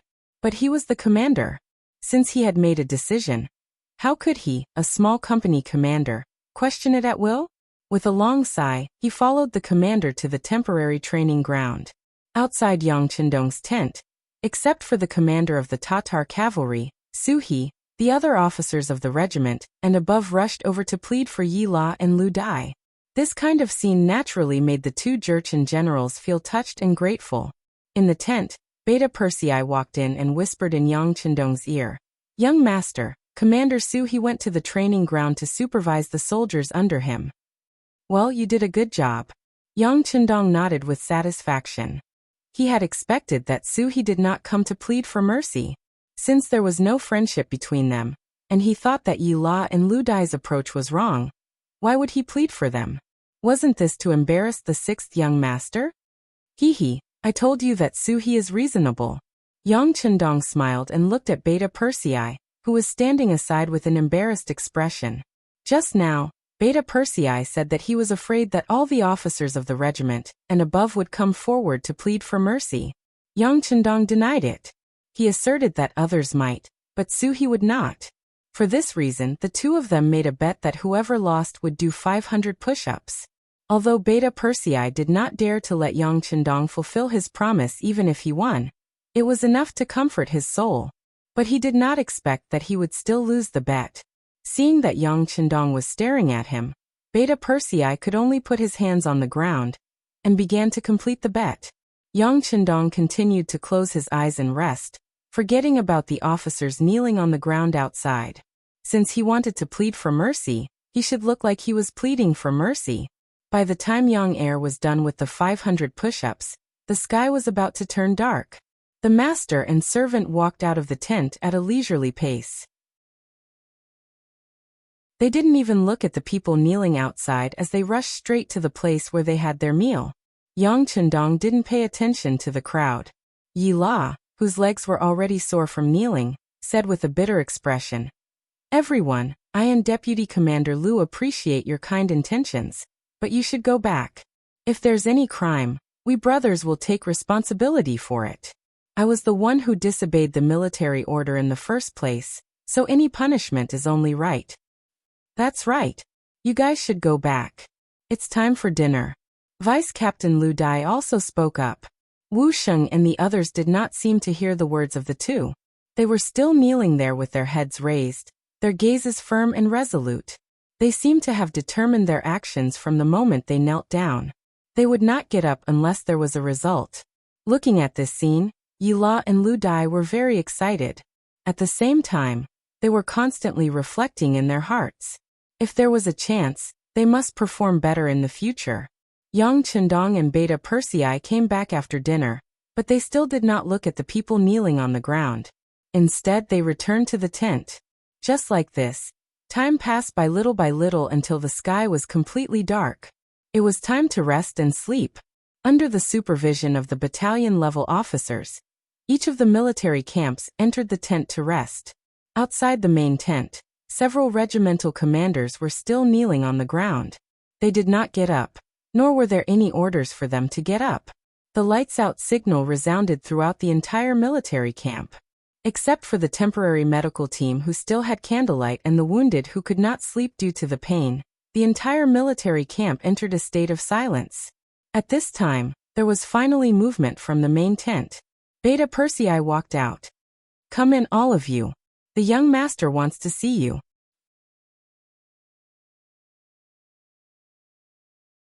Chapter 749. Yes. Wu Sheng and the others hurriedly responded. Then, one by one, they supported their numb legs and walked into the tent. The tent was already lit with candles, making it extremely bright. Yang Chendong was reading an ancient book in his hands. He waited for Wu Sheng and the others to enter the tent one by one before he slowly raised his head. His cold gaze swept across everyone's faces. Everyone who was stared at by Yang Chendong could not help but lower their heads, as if they had done something wrong. Just when everyone was feeling uneasy and did not know how the sixth young master would deal with them, Yang Chendong finally spoke. "It's already late at night, and the soldiers are already asleep. What does this mean?" Faced with this sudden question, everyone was stunned. They were at a loss and did not know how to answer. Wu Sheng's face was filled with confusion at first. Then he turned his head and his gaze fell on Political Commissar Chen Bo, wanting an answer. However, at this time Chen Bo was also confused. He did not understand why the sixth young master would ask such a question. Even Chen Bo did not know let alone the others. Everyone was stunned and did not know how to answer. All of this was seen clearly by Yang Chendong. Then his voice sounded again. This means that with or without you, the army will still exist. What should be done will be done. Oh! Everyone suddenly understood, and then their faces turned red. They finally understood the sixth young master's meaning. There were indeed arrogant people among them who thought that it was because of them that the soldiers under them were so obedient and could win the war. However, now that Yang Chendong said this, they were surprised to find that without them, the soldiers under them were still very orderly. In that case, wouldn't their role become very small? The reason why Yang Chendong chose to meet them after they fell asleep was to warn them in this way. Don't think that things will fall into chaos just because the army left. Facts have proven that the earth will continue to spin even without anyone. Even without Yang Chendong. Yang Chendong sighed and said, Facts have proven that it wasn't you who made these adorable warriors, but these adorable warriors who made you. So please put away your arrogance and think more about the warriors on the battlefield in the future. Sometimes a wrong decision can cost them their lives. Do you understand? Yes, sixth young master, we understand. Everyone answered in unison. This was not a perfunctory reply, but a genuine sense of regret in his heart. Everyone looked regretful. Yi La and Lu Dai knelt on the ground again and said, Sixth young master, we were wrong. We thought too highly of ourselves and didn't care about the safety of our brothers. You were wrong. Because of your wrong decision, many Jurchen elites died. This is a lesson that not only you, but everyone else must remember. Yes, we will remember. Wu Sheng Chenbo, and the others answered as if they had benefited greatly. It was obvious that this sentence came from the bottom of their hearts. Yang Chendong was very satisfied in his heart, but he still said with an unforgiving look, Since you did something wrong, you should be prepared to be punished. Yi La Lu Dai, the two of you disobeyed military orders and made mistakes in command. Each of you will be recorded with a major demerit, and your salary will be deducted for half a year. If there is a next time, you will be expelled from the army. Do you have any objections? Hearing that they could continue to lead troops, Yi La and Lu Dai did not dare to have any objections. They nodded and promised that there would not be a next time. As for the others, each of you will be recorded with a demerit and your salary will be deducted for half a year. Do you have any objections? Wu Sheng and the others did not expect that when they came to plead for leniency, they would also be punished. They did not care about the salary for half a year. As long as they made contributions, they would be able to receive shiny silver. This was much more than their salary. But since it was Yang Chendong's order, no one dared to object. They all nodded in agreement. They did not know that the reason why he was so strict and even punished those who pleaded for leniency was because Yang Chendong did not want this to happen a second time. Otherwise, once someone made a mistake, the others would also plead for leniency. Wouldn't that be a mess? How would he be able to lead troops into battle? The matter was finally resolved. Wu Sheng and the others returned to the barracks exhausted. Yang Chendong put down the ancient book in his hand and came to the sand table in the tent. He looked around and pointed to Su Yunsheng, the commander of the reconnaissance battalion, and asked, Are there any Mongolian tribesmen around here? There should be some, but they are all individual households. There is only one or a few households within a few hundred miles. We really can't let the army stay here. Su Yunsheng understood the meaning of the sixth young master, and immediately gave an answer. Well, there is not much food in the barracks. It will be enough to eat mutton every day. Inform everyone to prepare early tomorrow morning. After lunch, the army will set off and retreat to the first city. Yang Chendong nodded and gave the order to withdraw the army. After a total of 24 days, Yang Chendong finally returned to the first city with the army. It was different from the previous trip. This time, there were countless horses and sheep, as well as nearly 10,000 Mongolian tribesmen following the army.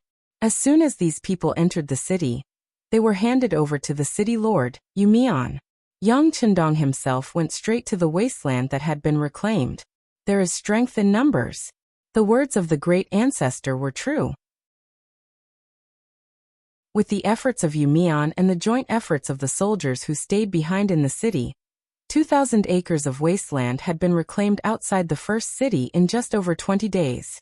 Looking at the flat ground and the straight trenches, Yang Chendong was very satisfied. Not bad, not bad. We can consider planting in a greenhouse. The weather on the grassland was colder than inland. It was not an exaggeration to say that the weather here was cold for half of the 12 months of the year. This also led to the fact that in such a climate, there was only one season of crops. The natural climate factors made the lives of the people who were still dependent on food difficult. It was something that was difficult to change. But because of the arrival of Yang Chendong, this was destined to change. Planting vegetables in a greenhouse was the first reform that he wanted to carry out. Whether it was an army or a country, it was fine. If they wanted stability, they must first be able to fill their stomachs. Otherwise, if they couldn't even eat, who would work with them, and risk their lives together? There was a saying that went, if there is a difficulty, you have to do it. If there is no difficulty, you have to create difficulties. What Yang Chendong wanted to do was to solve the difficulties together. Looking at the flat ground, Yang Chendong had enough confidence in his heart. He had sent a telegram to Cheking City before he went to the Mongol tribe in the north, asking them to make greenhouse tubes and plastic films according to his requirements. If he wanted to produce these things, it might be a problem in other places, but in Cheking City, they had already been invented and used in Cheking City. The technology was already mature. Once these things and seeds arrived, they could be built. 3 months later, when winter came, they should be able to eat fresh vegetables. This must be considered a pioneering work. Yang Chendong returned with the army. Not only that, but he also brought back a lot of captives. Just from this point of view, the Mongol army in the north should have been defeated. The mercenaries had defeated Agar Dorji and Sud Khan, which made them famous in this grassland.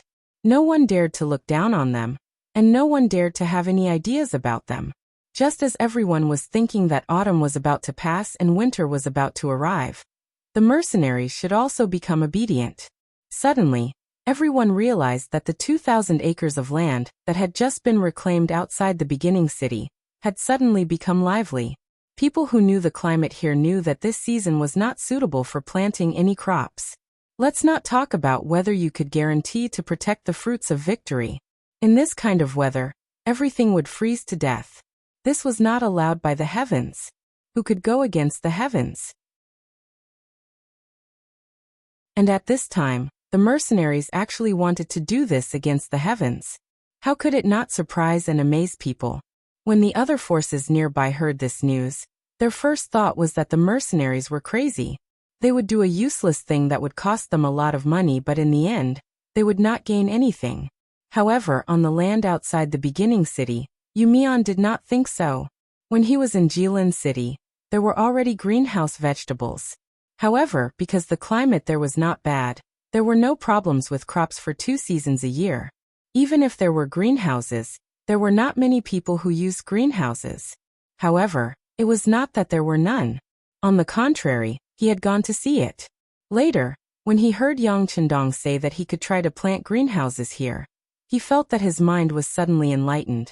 He immediately sent a telegram to his father, Yu Qian, asking him for help to send more old farmers who had planted greenhouses to help the beginning city. Of course, Yu Qian would pay attention to his son's request for help. In addition, this was originally the intention of the 6th young master. Not long after, the first batch of 100 old farmers who had planted greenhouses came to the beginning city by boat with all kinds of materials. Then they started to plant greenhouses here. It was only September, and the weather was still good. The greenhouses were only buried and vaguely formed. There was no plastic film covering them. Therefore, in the eyes of the locals, this move was a manifestation of the mercenaries' craziness. Knowledge could change one's fate and life. At that time, no one realized what kind of harvest the mercenaries would have 3 months later. You have to pay attention to the temperature when planting vegetables in the greenhouses. The plastic film is too thin.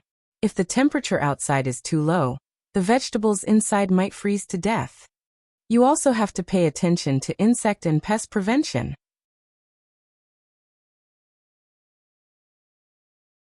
Chapter 750. We have to solve the problem of ventilation and sunlight. Once it snows heavily, we have to clean it up in time. Not only can we let the sunlight shine, but we can't let the heavy snow collapse the greenhouse. Yang Chendong introduced his experience to Yu Mian and the 100 old farmers. Although these old farmers were veterans in planting crops, the climate in Crimson City was different from that of the first city. He still had to list out the things to take note of one by one. Yu Mian and the old farmers listened with shining eyes. They had nothing but admiration for Yang Chendong. This sixth young master acted as if there was nothing that he didn't know. Anything that was placed in front of him was no longer a problem. Yang Chendong left the matter of planting in the greenhouse to Yu Mian and these experienced old farmers. Instead, he turned around and focused his energy on military training. As mentioned before, the weather in the grasslands would be cold for nearly half a year. How could the army get used to fighting in the cold weather? This was the focus of military training. Send a message to Crimson City and ask them to make more military cotton coats and light down jackets. Tell them that the quality must be good.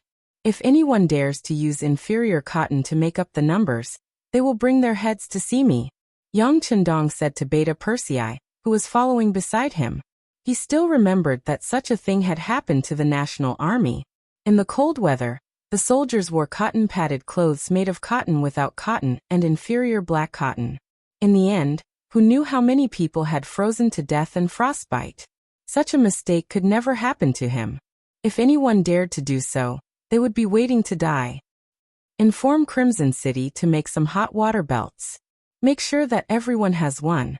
Didn't I tell them that the frostbite cream I gave them last time was already developed?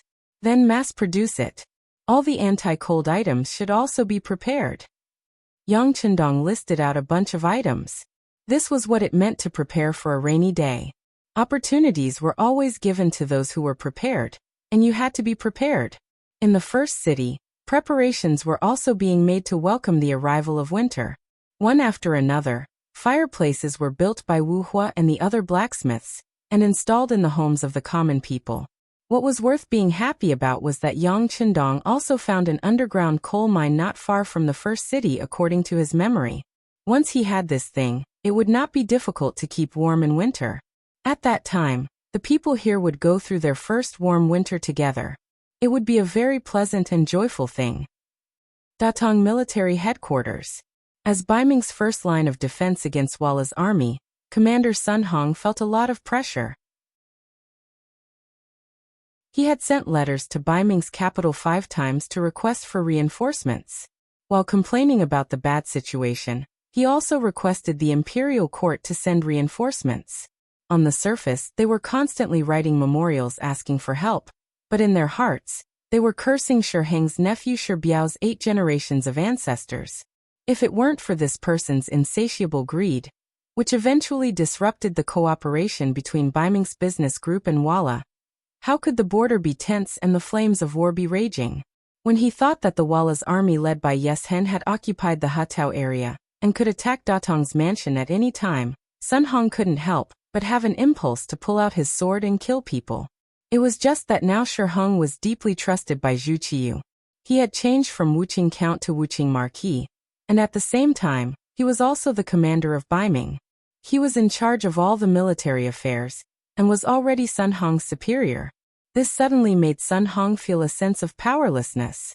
And just when Hatao had become Walla's possession, and it seemed that Datong's mansion would face a war at any time, and might even be lost at any time, the other party suddenly stopped. The domineering Walla suddenly became so honest, which was naturally beyond Sun Hong's expectation. At first, he suspected that the other party was preparing for a war, or even preparing to transfer more Walla cavalry to participate in the war. But when he sent out all the scouts, the news he received was the opposite. Not only did Yes Hen not increase the troops in the direction of Datong, but he sent a part of the cavalry to defend the Mongolian area in the northeast. Could it be that something happened on the grassland again? Or was Tuachuo Buhua making a comeback? Sun Hong was naturally clear about the matter of Yes Hen cooperating with Agar Dorji to deal with Tuachuo Buhua. It was precisely because he was clear that he thought so. Therefore, he sent out some scouts to further places to gather information. More than 2 months after this person was sent out, he finally returned with news. The answer turned out to be that the Duke of Loyalty suddenly appeared on the grassland and built a first city. He continuously fought with Agar Dorji and Mabe Mongol and won both. Sun Hong was originally the deputy chief of Datong and had always been guarding the border. He had only heard of the Duke of Loyalty but had never met him. But he had heard a lot about his glorious achievements. He also knew that although this person was young, his talent in business was amazing, especially when it came to leading troops to war. He was actually outstanding among people. Previously, when Baiming's capital was in danger, it was he who brought a few mercenaries and some people from the capital's 5 cities warden's office to defeat the powerful Walla cavalry.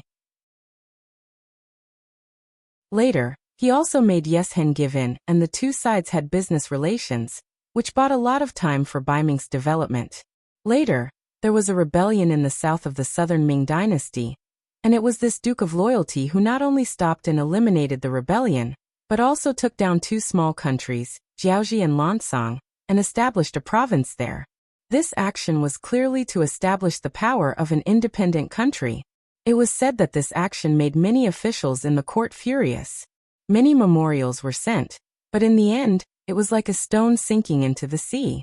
Regarding this, Sun Hong could understand. After all, Jiaoji and Lansong were too far away from Baiming. If they wanted to send troops to eliminate them, they would have to pass through the southern Ming Dynasty. How could Zhu Qiyu agree? Not to mention, even if they did send troops, it was still unknown whether they could defeat the mercenaries. The turmoil in the south made Baiming feel like it was sitting on pins and needles, but there was nothing it could do. It had to be said that this Duke of Loyalty was amazing. However, he did not expect that he would suddenly appear in the grasslands again. In such a short period of time, he had made such a big name there. No one dared to underestimate him. Of course, after understanding and knowing all this, Sun Hong was still somewhat happy. He was only a chief of the Datong army. Although he controlled the military power of 50,000 soldiers, he was still a martial artist. It was difficult for him to enter the eyes of those sage-like officials in the court. In his eyes, there was only the 3 acres of land in front of him. As long as Datong was safe, it was equivalent to him completing his duty. The appearance of the Duke of Loyalty could intimidate Walla's troops, which was beneficial to him. This was enough. Sun Hong was happy, but such important news still needed to be reported to the court. He immediately wrote a memorial and sent it to Baiming's capital. Not long after, Baiming also sent a decree. The decree was directly sent to Sun Hong and the guarding eunuch, Zhang Quan. Zhang Quan was a eunuch. During the coup of Timu, the previous guarding eunuch, Guijing, died in battle. He was sent here to replace him. Compared to Sun Hong, this person had a close relationship with many eunuchs in Baiming's capital. If one had to say that he had a relationship with the higher-ups, Sun Hong was probably more than one level lower. When the decree was issued, the general idea was for Sun Hong and Zhang Quan to find a way to contact the Duke of Loyalty and ask him to contribute to Baiming's border chaos. If possible, they should even hand over the origin city to the Great Ming Dynasty's army. They should even hand over the military power of the mercenaries there. After reading the emperor's decree, Sun Hong and Zhang Quan both shook their heads. Who was the Duke of Loyalty? How could he be so easy to get along with? Did they really think that he was an ordinary official of the Great Ming Dynasty? Just based on the fact that he was able to defeat Agar Dorji's 50,000 cavalry and force the Mongol cavalry to cross the Inma River, just based on these 2 points, how could they be willing to submit to others? Just based on the fact that the Datong government only had 50,000 soldiers, how could they make the other party bow their heads, let alone make them hand over their military power? Sun Hong did not have a better idea, and Zhang Quan also had the same idea. The scholars of the Ming Dynasty were very united, and the important officials would sometimes work together for their own interests, often forcing the emperor to give in. Under such circumstances, the development of the eunuchs was inevitable. In order to maintain the balance, both Zhu Qizhen and Zhu Qiyu chose the same method, which was to promote and use the eunuchs to suppress the development of the scholars. Under such circumstances, the authority of the eunuchs became more and more important, to the point where few officials dared to not give them face. Even in the Great Tong Prefecture, Sun Hong still had to look at the face of the eunuch Zhang Quan. Eunuchs were a great threat to ordinary officials, but there were also exceptions. For example, the Duke of Loyalty Yang Chendong was the most typical example. It was said that when he first became the Duke of Loyalty, any eunuch who dared to call himself the Duke would be dealt with by Yang Chendong, the real Duke. After that, the eunuch group could not do anything to him. Just based on this point, Zhang Quan's power was not in the eyes of the other party at all. Sun Hong sighed, and so did Zhang Quan. Both of them had a sad look on their faces, but since the emperor had given the decree, they had to complete it. In the end, after thinking about it, Zhang Quan decided to go to Shi City. He wanted to see the situation there with his own eyes, so he could give an explanation to the higher-ups. Sun Hong was naturally happy that Zhang Quan was willing to go. He immediately decided to send Qianhu Su Dei and his men to escort him all the way to ensure his safety. Immediately, a cavalry team of more than 1,000 people left Great Tong and went all the way to the northeast. Zhang Quan came. Whether it was to find out the truth or to find out the truth, Yang Chendong did not care too much for the time being. One of the main reasons why Shi City had to be built was to shock the Baiming imperial court.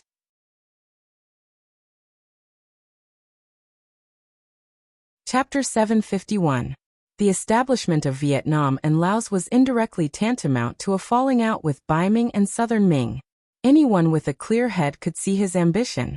They just didn't want to act rashly because of the strength he had shown.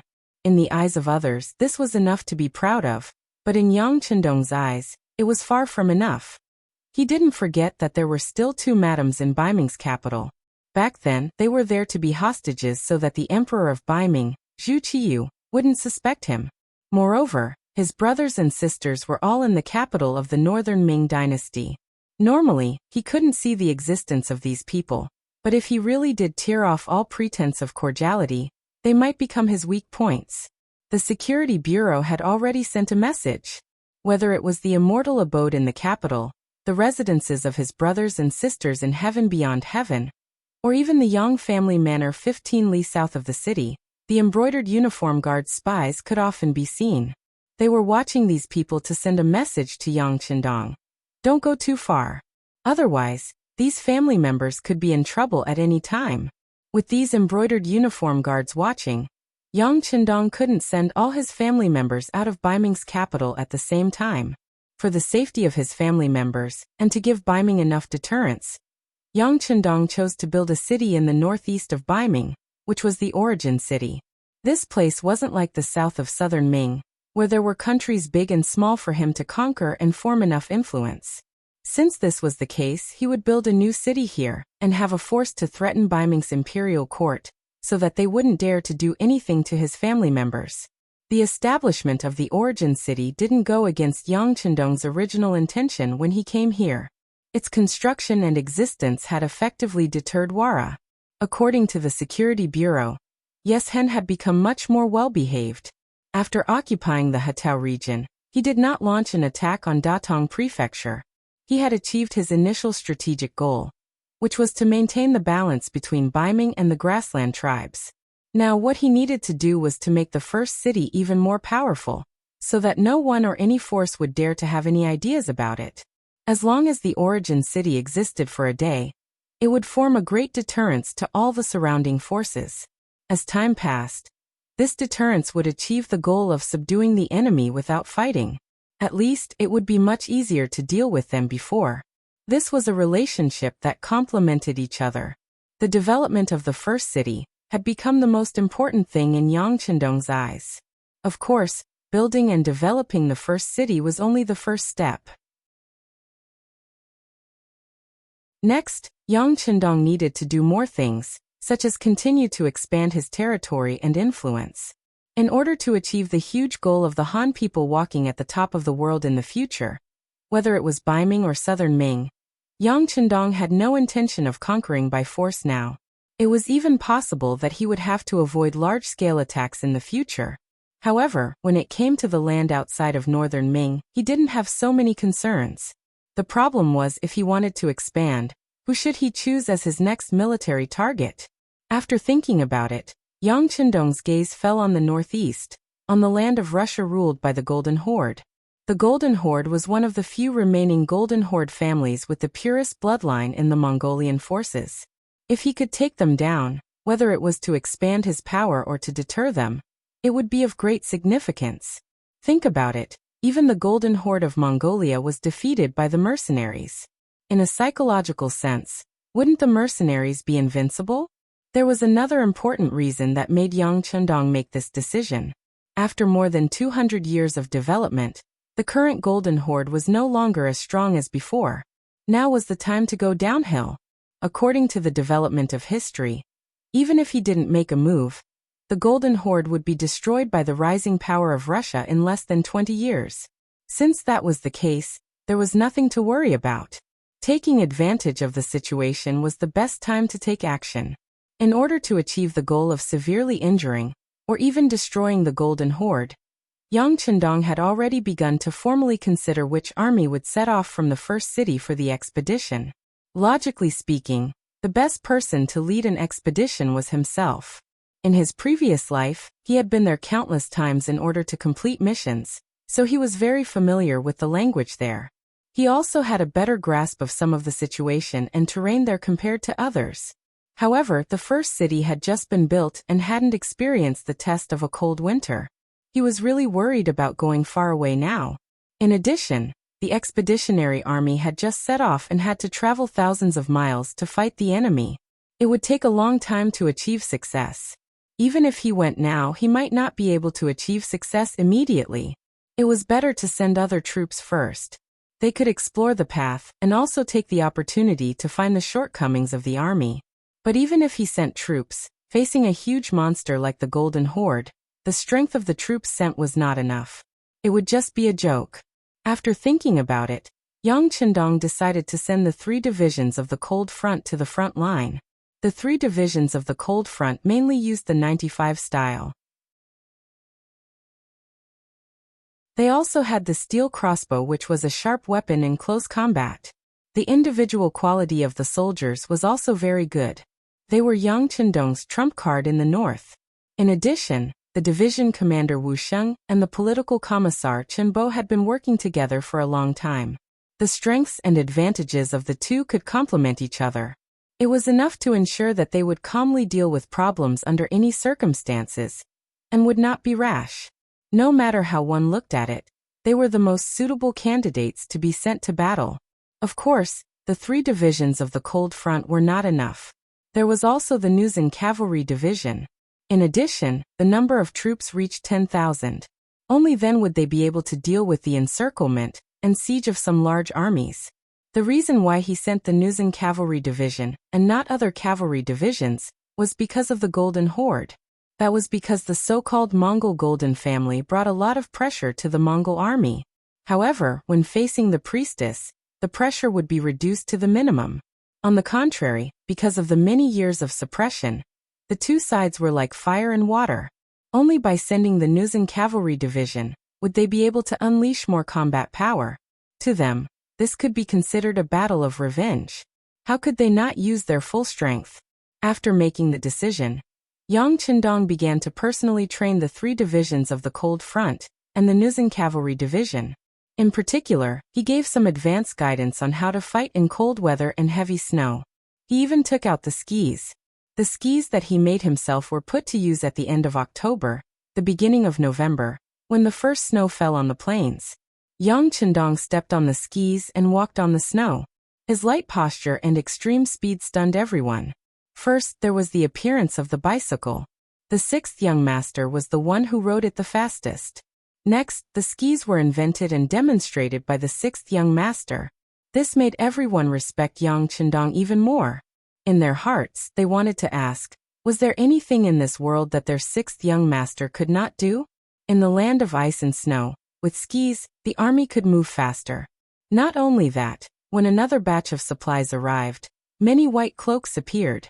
Yang Chundong put them on, and his entire person seemed to blend into the white snow in an instant.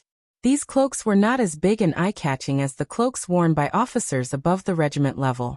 However, they could be used to hide one's figure, and were the best disguise. If the enemy did not keep an eye on them and did not have information beforehand, They would not be able to see them even if they slipped under their noses. Alright, you have the equipment. You can train with it now. When you are done training and the army departs, I, the young master, will personally send you off. Yang Chendong patted Wu Sheng, Chen Bo and the others on the shoulders before turning around and walking out of the training ground. Wu Sheng and Chen Bo were both very excited about Yang Chendong's favor, and the fact that they were allowed to lead their troops into battle alone. Speaking of which, from the 3rd Regiment to the 3rd Division of the Cold Front, they had always been by Yang Chendong's side. Rather than saying that they had won every battle, it was more accurate to say that it was the 6th young master's good command and battle plans. Now, the fledglings could finally fly freely in the sky. How could the two of them not be excited? This did not mean that they did not want to be under Yang Chendong's command anymore. It was just that they wanted to prove their abilities. There was already news that the Cold Front was considering forming an army. It was very likely that the first army would be built in the rear headquarters, Qiqian City. The first commander would also be Lung Song, the former commander of the 1st Division. Since they were going to form an army, both Wu Sheng and Chen Bo would not be limited to the position of a division commander and political commissar. They also wanted to take a step forward and become a commander from a division commander. In order to achieve this goal, they would need to put in more effort and gain more military merits. Only when they were free to command in battle would they be able to unleash their full potential. In order to achieve this goal, Yang Chendong had just left the training ground when Wu Sheng's voice rang out. Train hard, train as hard as you can. Try to familiarize yourself with using skis as soon as possible, and make a name for yourself. Yang Chendong did not need to worry about the enthusiasm of the army's training. Not long after leaving the training ground, he arrived at the greenhouse base. More than 2 months had passed. When it was first built, it was still early autumn. But now it was already early winter. When the surroundings were covered by snow, the vegetable greenhouse base was indeed a scene of exuberant green. It was said that no matter how busy City Lord Yu Mian was, he would take the time to come here and take a look. It was as if his mood would become very good after seeing it. Yang Chendong would also come here every few days to see the results of his guidance. With the addition of 100 experienced farmers and some technical guidance from Yang Chendong, the greenhouse base was developing smoothly. The moment they entered, their eyes were filled with green, giving them a feeling of joy of a harvest.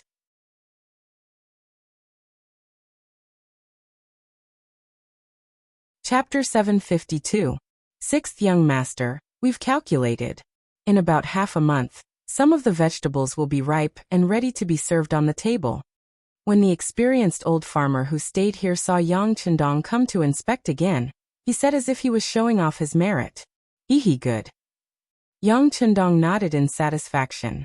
Looking at the patches of green in front of him, he was as happy as looking at piles of gold.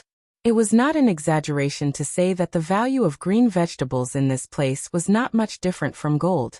At this time in the past, other than the mutton that the people of the grassland ate all year round, most of the vegetables that were buried deep in the cellar, such as radishes and cabbages. Of course, because of Yang Chendong's appearance, there was now an additional potato. But no matter what, with only these few vegetables being exchanged, there would be a time when people would get tired of eating them. Now that these various varieties of green vegetables could be taken out, there was no need to worry about the sales even if they were sold at a high price. The only thing to consider was the lack of ingredients and the lack of supply. Unknowingly, Yu Mian also appeared in the greenhouse base with a face full of excitement. When he saw that Yang Chendong was also here, he almost jogged all the way over. 6th Young Master, you're really amazing. Don't flatter me. Yang Chendong smiled at Yu Mian. This is not flattery, these are sincere words. If you don't believe me, you can go to the city and listen to what the people in the city say.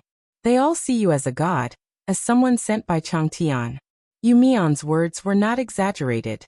After seeing the progress of the greenhouse base, he deliberately arranged for 100 people in the city to enter the greenhouse base to observe every day. It was the appearance of these 100 people every day that turned their surprise into excitement. Then, under the word of mouth, the appearance of the greenhouse base, as well as Yang Chendong, who was the mastermind, began to be infinitely exaggerated.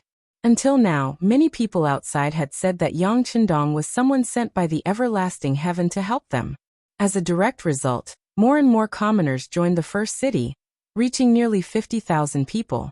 To be able to grow from nothing to nearly 50,000 people in the grasslands in just 3 or 4 months was not as simple as it seemed. It was truly a miracle. An unprecedented feat. There weren't many people on the prairie to begin with, and each of them had their own tribes. It wasn't easy to gather everyone together. Even if you had a powerful armed force, it would be difficult to do so. After all, everyone lived far apart. No matter how powerful you were, you could always hide if you couldn't beat them. But now these people came to the first city of their own accord. The streets in the city were so spacious, neat, and hygienic. When they walked into the house, it was cold outside, but the room was as warm as spring after the fireplace was burning. The greenhouse was green as if it was midsummer. The cavalry outside the city was full of fighting spirit, and their morale was like a song.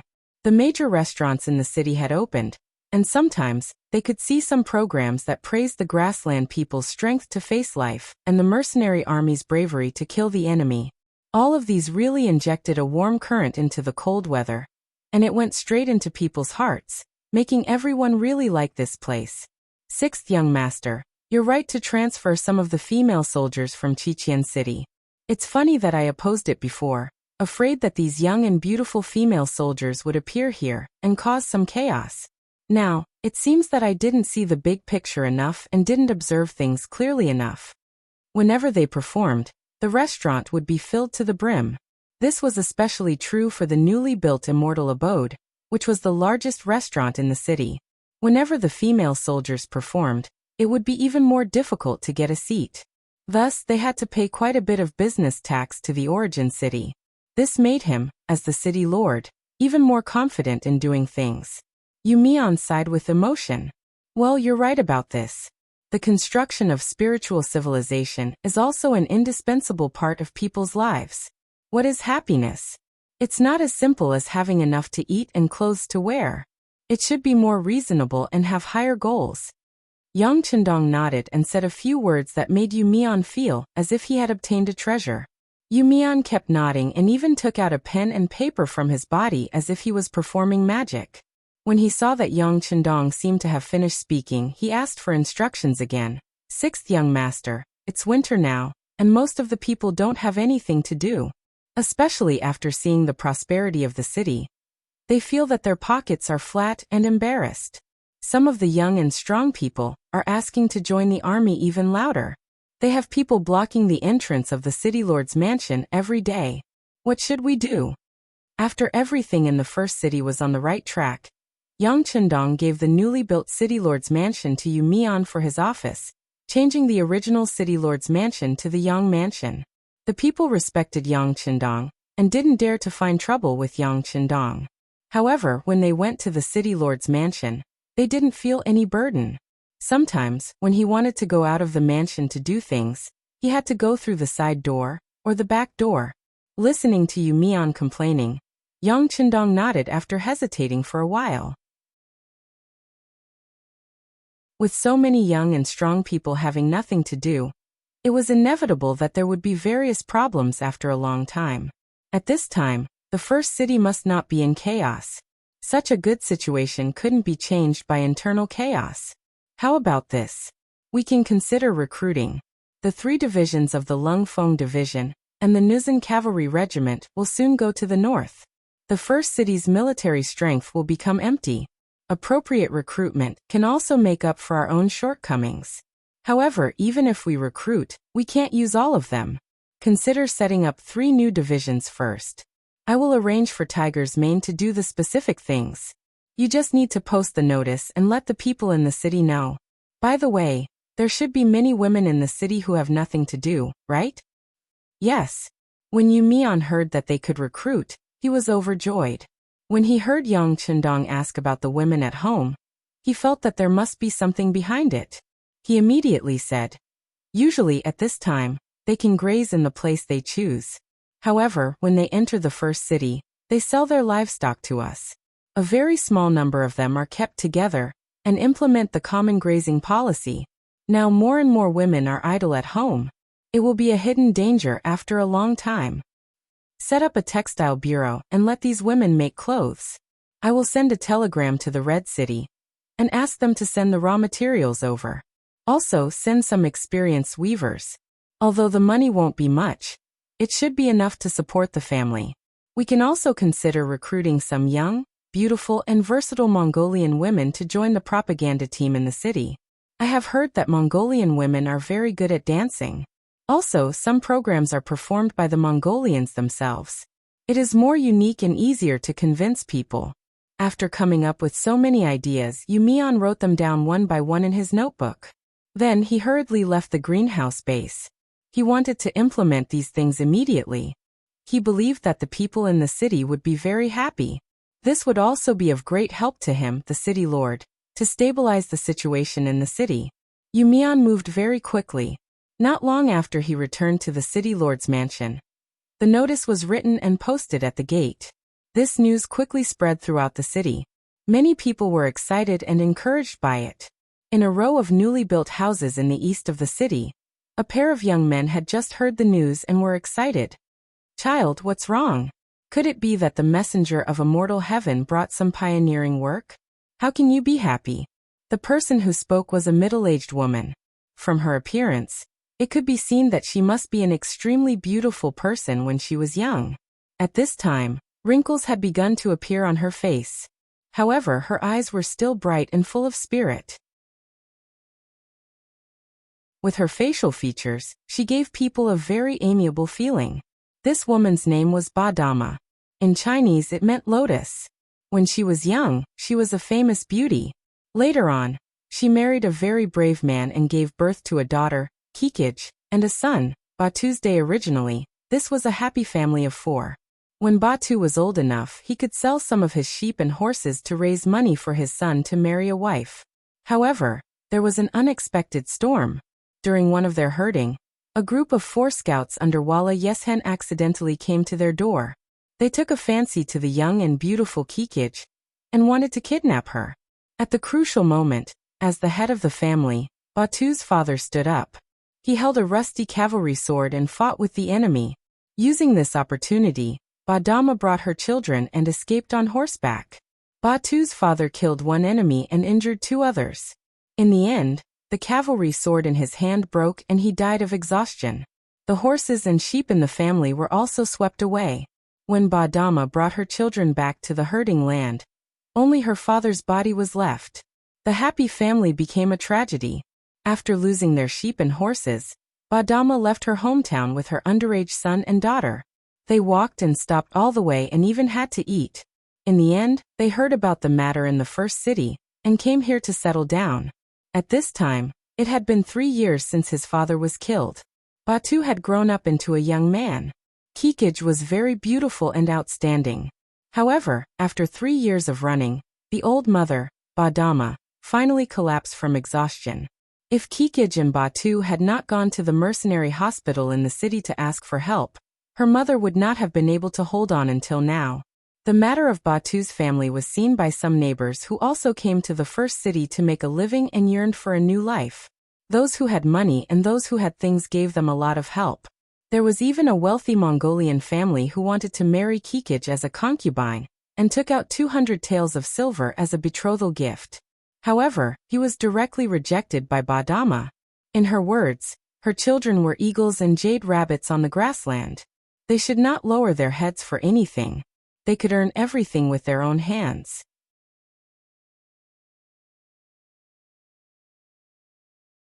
Chapter 753. It was easy to say. The marriage was rejected because Ba Dama wanted to find a better family for her children. However, the hard days had to continue. As the only man in the family, Batu went out early every morning to dig coal. It was this move that allowed the family to barely survive in the first city. However, with the arrival of winter, many things in the city had to stop. The work of digging coal was not as easy as before. They wanted to find another way, but how difficult was it to find a job? Batu even tried to work as a waiter in some restaurants. However, because he was tall and strong, it was useless. The reason given was that the waiter in the restaurant was too powerful, and would easily scare the customers. Days passed. If this continued, the family would not be able to supply the coal. Even the last warm place would be lost.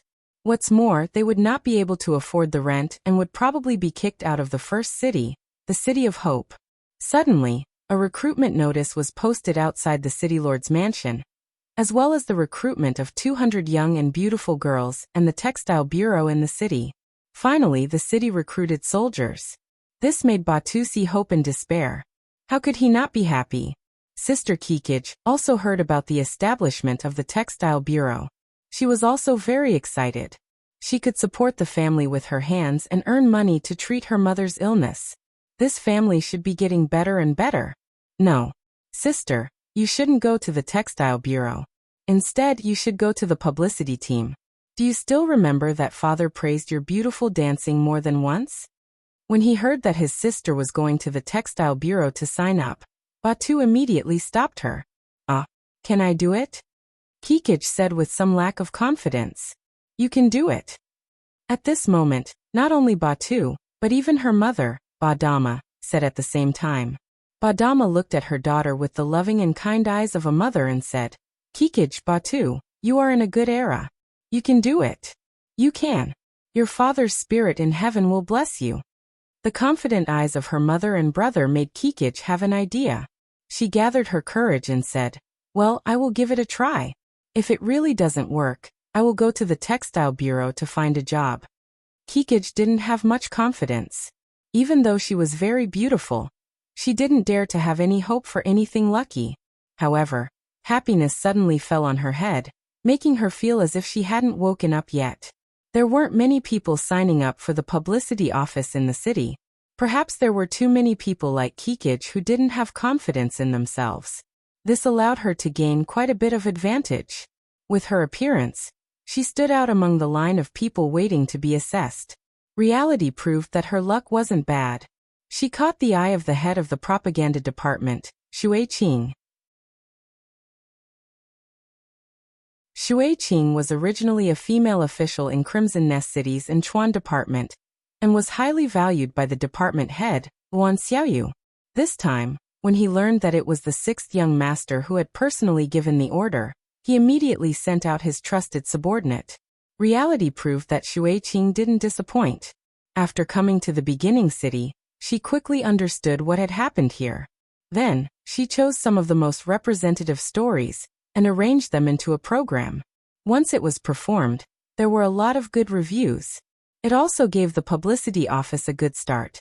All the work quickly entered the right path. The degree of popularity was unexpectedly good. There were more and more people in the army and among the common people who wanted to watch their program. However, the manpower in the publicity office was limited. Just when Shui Qing was thinking about whether to ask for support from the headquarters in Crimson Nest City, the sixth young master spoke. He gave them the authority to recruit 200 people to join the publicity office. This was equivalent to solving her problem. In order to complete this task well and not let down the sixth young master, Shui Qing personally acted as the examiner and recruited these 200 people. With Kikij's beautiful appearance and her good dancing foundation that she had learned from her mother since she was young, she was chosen by Shui Qing and became a new member of the publicity office. When she found out that she had been chosen, and that she would be able to receive a salary of 10 taels of silver every month, and that if she performed well, there would be even more rewards, Kikij was so happy that she shed tears. She turned around and ran out. She wanted to tell this good news to her mother and brother and share it with the family. Perhaps it was because Kikij was too happy that she ran too fast. When she rushed out of the door, she didn't look at anyone or anything and bumped into a man's embrace. She couldn't help but let out a delicate cry. This wasn't because Kikij was too weak and delicate. It was because his chest was too broad and too sturdy. It was like a wall, making her feel as if a meat bump had grown on her head. What's wrong with you? Don't you look at the road when you're running? A reprimanding voice sounded. The one who spoke was one of the strong man's followers. I'm sorry. I was too anxious. I apologize. Kikij also knew that it was because she was too anxious and reckless that she bumped into someone, even though she might be the one who was injured. but the past few years of experience had made her used to swallowing her anger. As she spoke, in order to show her respect, Kikich took the initiative to raise her head when she said, "I apologize." This allowed her to see the person she bumped into. This person was about 1.9 meters tall and weighed about 200 kilograms.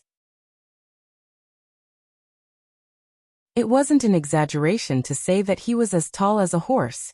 But as soon as she raised her head, Kikich immediately lowered her head, as if she didn't have the courage to look at him. She could only see the rough outline of the other party, but when she raised her head, the other party saw her clearly. So beautiful. This was the only thought in the tall man's heart. Although this woman's looks aren't as good as the other madams, she's much better than the others. Especially with her tear-stained face, it's easy for people to feel pity for her. Beta Persei, who was standing there, couldn't help but think in his heart. The person who came was Beta Persei. Yang Chendong considered that today was the recruitment day of the publicity department, and wondered if anyone would come here to cause trouble. After all, there were only girls here and it wouldn't be good if they were scared. Thus, he sent Beta Persei over to take a look. With this person here, no one would dare to cause trouble here. Unexpectedly, as soon as Beta Persei arrived, Kikich bumped into him. His skin was rough and his flesh was thick, so of course, nothing happened to him. But Kikich actually cried, which made Beta Persei feel a little embarrassed. After apologizing, Kikich didn't hear Beta Persei's response and wanted to leave. Anyway, she had already apologized. The other party was a man, so he wouldn't make things difficult for her. It was said that snatching beauties often happened in other places, but it had never been heard of in the first city, which was ruled by law. This was also the reason why her mother dared to firmly reject the neighbor, who wanted to take her as a concubine. Kikich wanted to leave, and her feet involuntarily walked to the side. However, an outstretched arm blocked her. The person who stopped her was none other than Beta Persei. When he saw the other party crying, he thought that he was the one who caused it, so he wanted to apologize. "Ah, what are you doing? If you continue like this, I'm going to shout for help." A big hand blocked her way, scaring Kikich so much that her whole body was about to shrink into a ball. She was already thinking about whether she should return to the publicity department. She remembered that Director Shui Qing seemed to have a good impression of her. I'm fine. I just want to ask why you're crying. Did I cause it? Well, I've been practicing martial arts all year round, so my body is a little too strong. It must have hurt you." Beta Persei faced Kikich and said incoherently. He didn't know how long it had been since he felt this way. Even when facing Yang Chendong, Beta Persei could answer smoothly most of the time and smile as usual. But for some reason, facing a strange girl today, he actually felt a little flustered. "I'm fine. Can you please move aside?" After Kikich heard Beta Persei's words, she knew that he was not a bad person. But that was all. She still had urgent things to do, such as going home to report the good news. Oh, Beta Persei heard that Kikich was fine, so he put his hands down. But before the other party was about to walk past him, he suddenly straightened his arms and said, "Miss, my name is Beta Persei. If you feel unwell or have other troubles, you can come to the Yang Mansion to find me. I can do my best to help." Yang Mansion? When she heard this name, Kikich finally couldn't help but raise her head again. There was no one in the beginning city who didn't know where the Yang Mansion was. It was the place where the great Ming Dynasty's Duke of Loyalty and the Messenger of Tengri Heaven stayed. Those who could live there gave people a sense of mystery. She didn't expect this man to stay there. Kikich raised her head again, and Beta Persei saw her clearly again. "Beautiful, you're beautiful." This was Beta Persei's second impression. Kikich seemed to feel that Beta Persei's gaze was a little hot, so she lowered her head again. "Thank you for your concern. I'm fine. Can I leave now?" "Oh yes. Beta Persei really had no reason to stop the other party, so he had to take a step back and make enough space for Kikich to trot past him. Kikich had already left, but Beta Persei's gaze was still following her. When the figure could no longer be seen, Captain Dao Zhao's voice sounded beside him. "Brother Beta Persei, she's gone. If you like, I'll send my brothers to follow her and see where she lives." "What's her name?" Forget it. Being teased by his brothers, Beta Persei couldn't help but blush. He then shook his head and strode into the door of the publicity office. Although he didn't send anyone to inquire about Kikij, Beta Persei still paid attention to it because he found that the girl's figure always appeared in his mind from time to time, and he couldn't let it go. Fortunately, he didn't forget what the mission was this time. He quickly entered the publicity office and came to the recruitment site.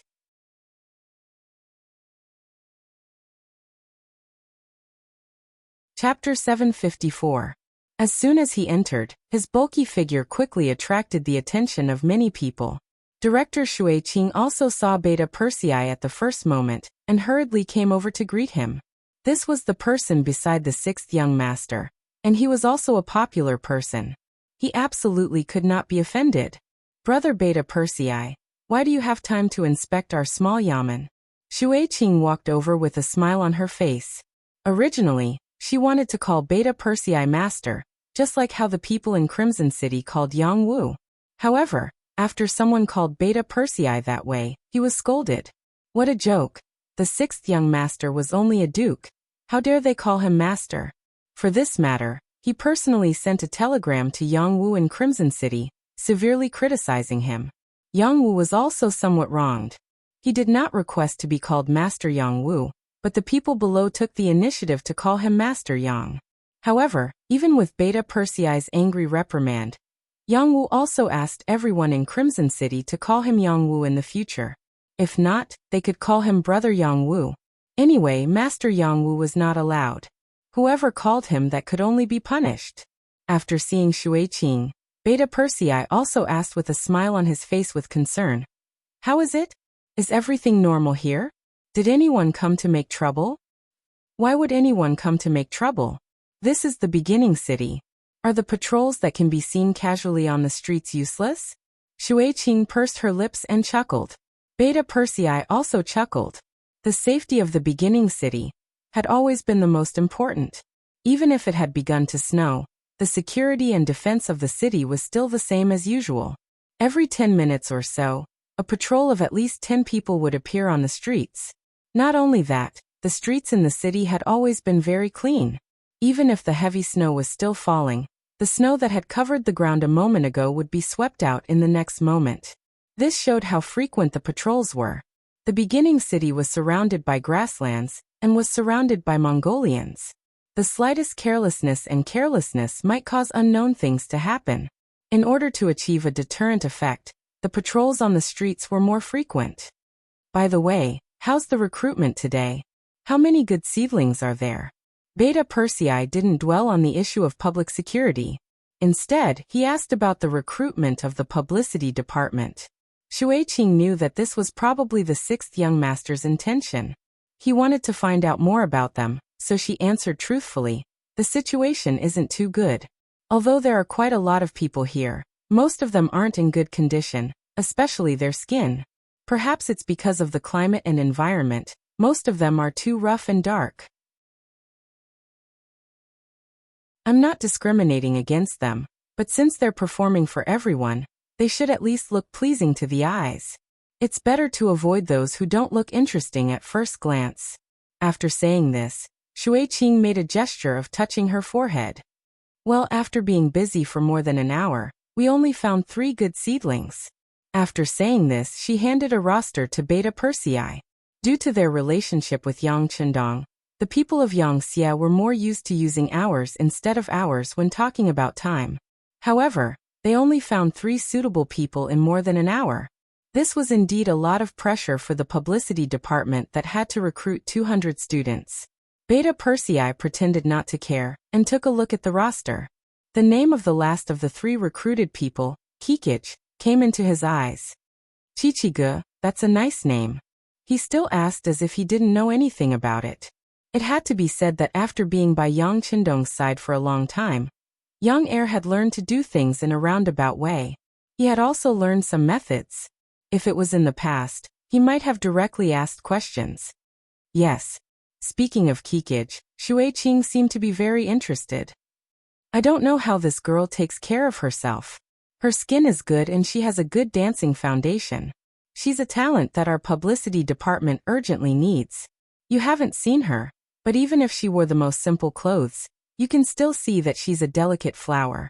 Shui Qing said unintentionally, or rather, she said it as if she was showing off.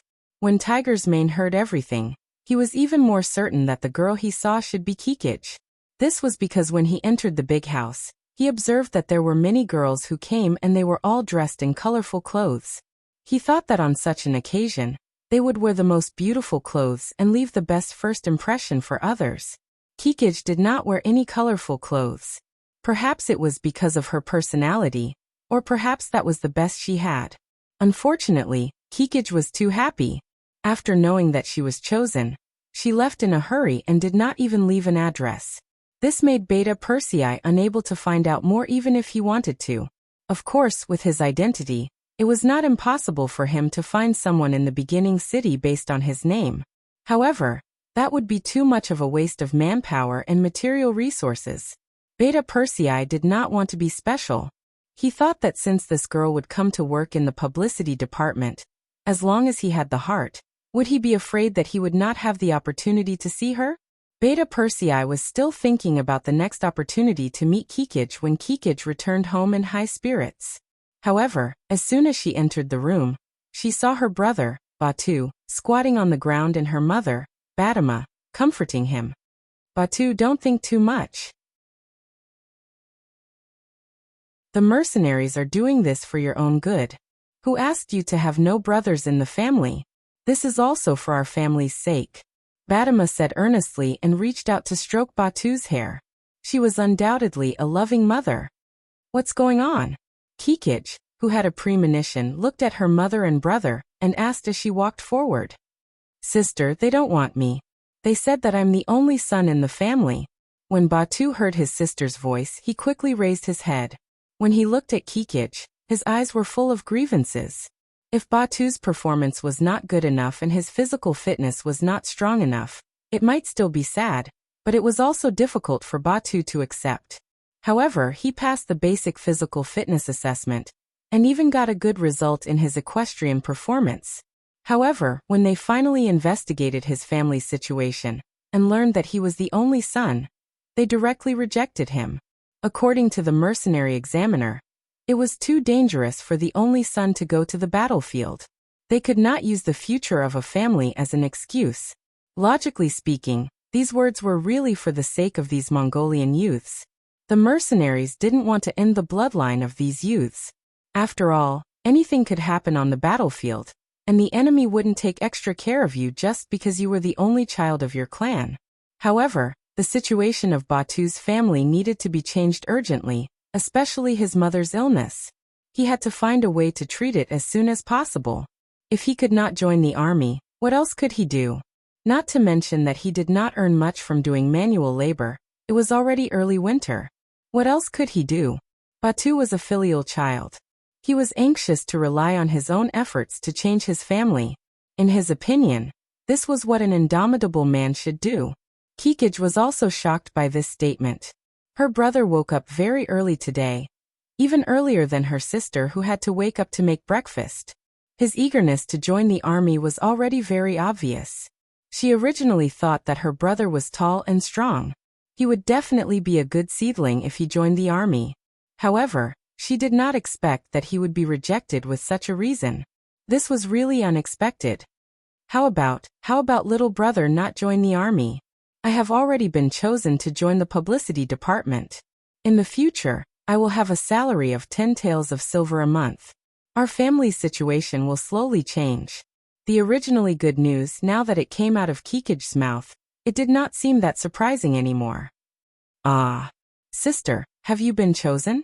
That's great. Batu, who was still squatting on the ground, was pleasantly surprised when he heard the news. However, he quickly lowered his head again. His sister could do things for the family, but he, a 7 feet tall man, could not do anything. This seemed to reflect his incompetence. Hearing that his daughter was chosen by the publicity department, Badama was also very happy. Good, I knew my daughter was the best. There's no problem. In any case, there was still good news. Badama actually said that he wanted to borrow some food from the neighbors to celebrate. Moreover, for the first time, she did not allow Kikich to interfere. In her words, her daughter's hands would be of great use in the future, so it was better not to do these manual labor. His mother went to work alone. Batu was in a bad mood. He returned to his room and covered himself with a blanket to sleep, leaving Kikich alone. However, her feelings were actually very complicated. She really wanted to help her brother. Just like the Han people, the Mongols also had the idea of valuing boys over girls. No matter how good a daughter was, she would eventually have to marry someone. Only when the man in her family had a promising future would he be able to bring real change to the family. The relationship between the two of them had been very good since they were young. As the elder sister, Kikich didn't want to see her younger brother depressed and upset. She would rather not be chosen than to see this scene happen. No, I have to help my brother. A firm voice rang out in his heart. Chichi-gu said that he had something to do and left the room. In her mind, she thought about what Beta Persei had said to her. If you have any problems, you can come to me. She decided to give it a try. No matter what, he was still in the Yang residence. It shouldn't be a problem for him to help her brother with this small matter. Beta Persei did not expect that while he was still thinking about Kikich in his heart, she would actually come to his door so quickly. He was still on duty by Yang Chendong's side. After reporting what he saw at the publicity office, he became a little absent-minded. With Yang Chendong's observation skills, he naturally noticed this, but he did not ask anything. He believed that if there was really something big, Beta Persei would definitely report to him. It was also at this time that the second guard captain, Dao Xiao, entered the room. Seeing the sixth young master sitting there reading a book, he carefully went to Beta Persei's side. Beta Persei, gee, someone is looking for you outside. It's a girl called Kikich.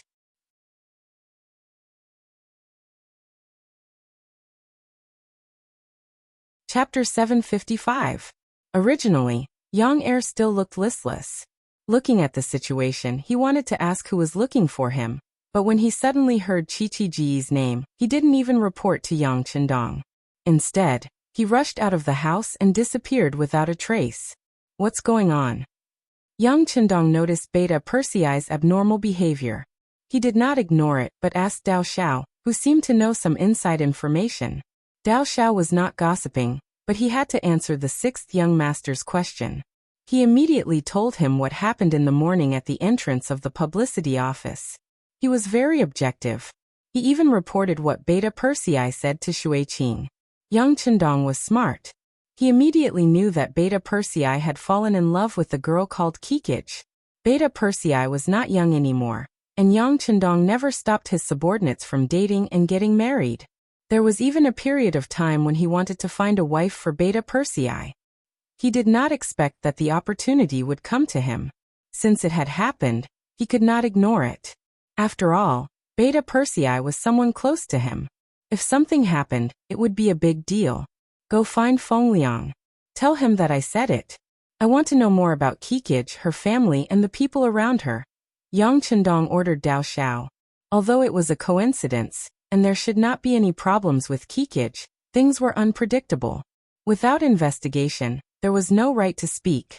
Beta Persei did not know that Kikich's matter had attracted the sixth young master's attention. He only knew that the girl in his heart had appeared, and that was enough to make him excited. After running out of the room, Beta Persei quickly calmed down. First, he tidied up his clothes and found that there was nothing wrong. Then, he walked out of the Yang mansion's gate with steady steps.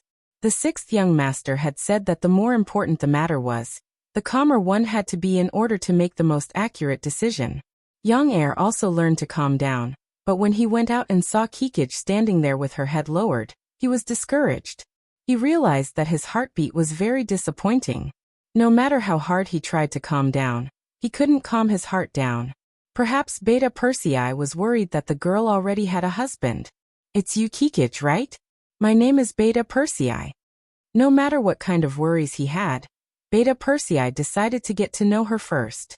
If she was not betrothed, then his chance had come. While introducing himself, he also extended an arm that represented friendship. Unfortunately, he did not get a response from Kikich. The other party was not used to this at all. Seeing Second Young reach out his hand to her as soon as they met, she was shocked. Her whole body involuntarily stepped back, and her eyes revealed fear.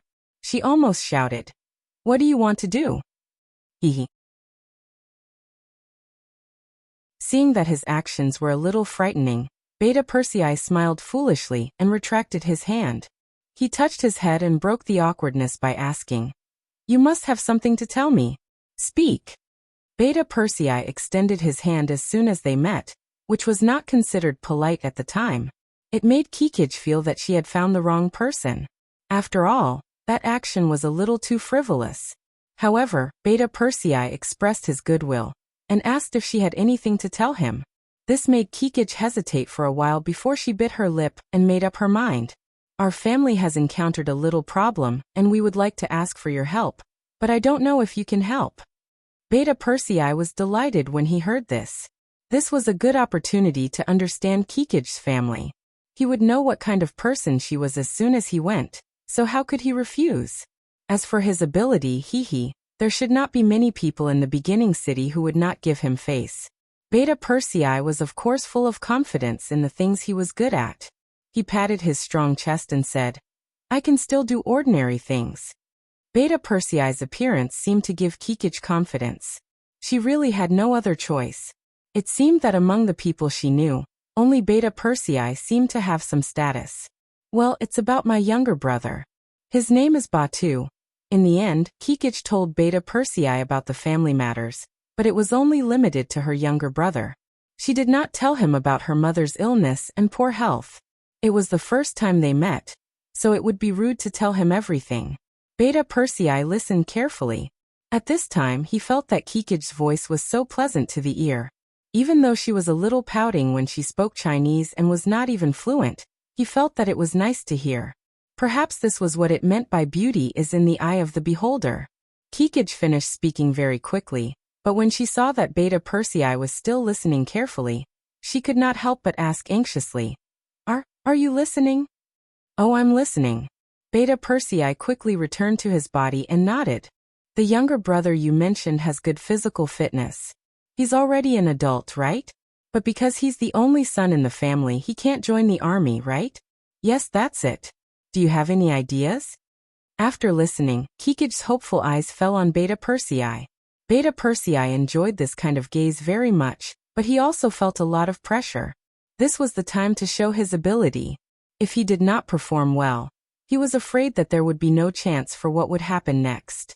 With Beta Persei's identity, if he greeted the conscription office, the problem of Batu joining the army would definitely be solved in the most appropriate way, and even the best arrangements would be made. After all, he was one of the people around the sixth young master, so he definitely had some face. However, after following Yang Qindong for a long time, Beta Persei trusted his eyes more than his ears. He decided to take a look at Batu personally to see if he was really as tall and strong as Kikich said. Of course, no one knew if he would take this opportunity to understand Kikich's family situation. "How about this? Can I meet your brother? If he's really as good as you said, then I should be able to help." Beta Persei did not immediately make a promise. Instead, he wanted to understand the situation before making a decision. Kikich hesitated. She was not worried about Beta Persei's ability. After all, they were at the entrance of the Yang mansion, where he came from. Would the people around the god of war and the messenger of Tingri be bad people? She was only worried about the situation at home. For some reason, she did not want Beta Persei to see the situation at home. "What's wrong? Is there a problem?" Seeing that Kikich did not immediately agree, Beta Persei asked.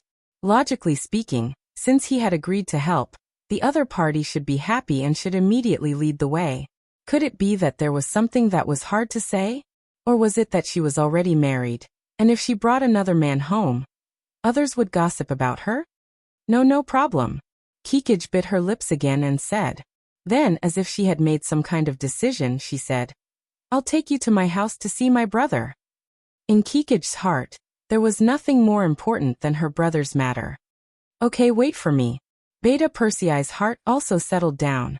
Then he chuckled and turned to the sentinel standing guard at the entrance of the Yang mansion and said, "Go and call out Ba Daojiang's group of brothers. Also, send someone to tell Captain Dao Xiao that I'm going out to handle some personal matters." As one of Yang Chendong's people, Beta Persei had to inform him wherever he went, even if it was not a matter of freedom. Of course, there was no need to report to Yang Chendong and disturb the sixth young master when he went out to handle some personal matters. However, someone in the mansion had to know. The sentinel was also a soldier of the guards. Seeing that it was Beta Persei who had spoken, he immediately agreed and turned to enter the mansion. Not long after, Ba Daojiang led 5 guards out of the mansion and came to Beta Persei's side. Ba Daojiang is ordered to lead the soldiers to report to Beta Persei. As soon as Ba Daojiang appeared, he saluted and said seriously. This was not Beta Persei putting on airs, but doing things according to the rules set by Yang Chendong. The rules required that no one was allowed to act alone when they went out.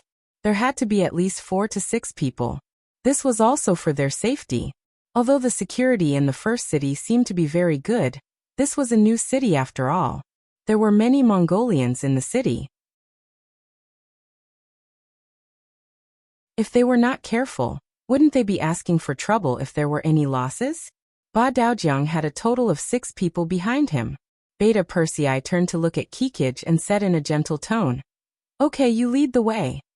Seeing that Second Yang was able to bring 6 soldiers with him just by saying a few words, and they were all from the Yang residence, Chichigu thought even more highly of Second Yang's ability.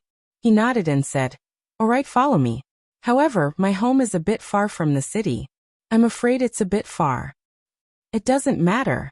We don't have any other abilities, but we're not afraid of being tired." Beta Persei patted his chest and said. Kikij did not lie. They walked for nearly 2 hours. He did not know how a girl like her walked from her house to the Yang mansion's entrance alone. When Kikij finally stopped in front of an extremely ordinary-looking door, Beta Persei knew that they had finally arrived. He could not help but curse in his heart. "It seems that I have to ride here next time. The distance is indeed a little too far." In fact, in the first city, people were not allowed to ride horses on the streets without special reasons. Firstly, it was easy to collide with people on horseback. Secondly, horses had horse dung, which would increase the difficulty of cleaning the clean streets in the city. But riding a bicycle was different. It was clean and fast. Of course, other than Beta Persei and the others, it would not be so easy for ordinary people to get a bicycle. When they finally arrived at the door of Kikij's house, Beta Persei's expression became much more solemn. He even tried to squeeze out more smiles on his face. He wanted to leave a good first impression.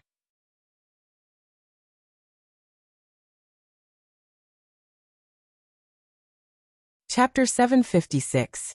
There was no such thing as individual houses in the beginning city. They were all collectively owned, which meant that they all belonged to Yang Chendong. Everyone who came here was just renting a house. According to the rules, only those who had worked in the beginning city for more than 5 years were qualified to buy a house here. This caused the houses here to look the same from the outside. The so-called differences were only the various differences after entering the rooms. For example, the furnishings in the house, the decent items in the house, and so on. However, when Beta Persei followed Kikij into the house, he really did not see anything decent. It gave him a feeling of emptiness, and then cleanliness.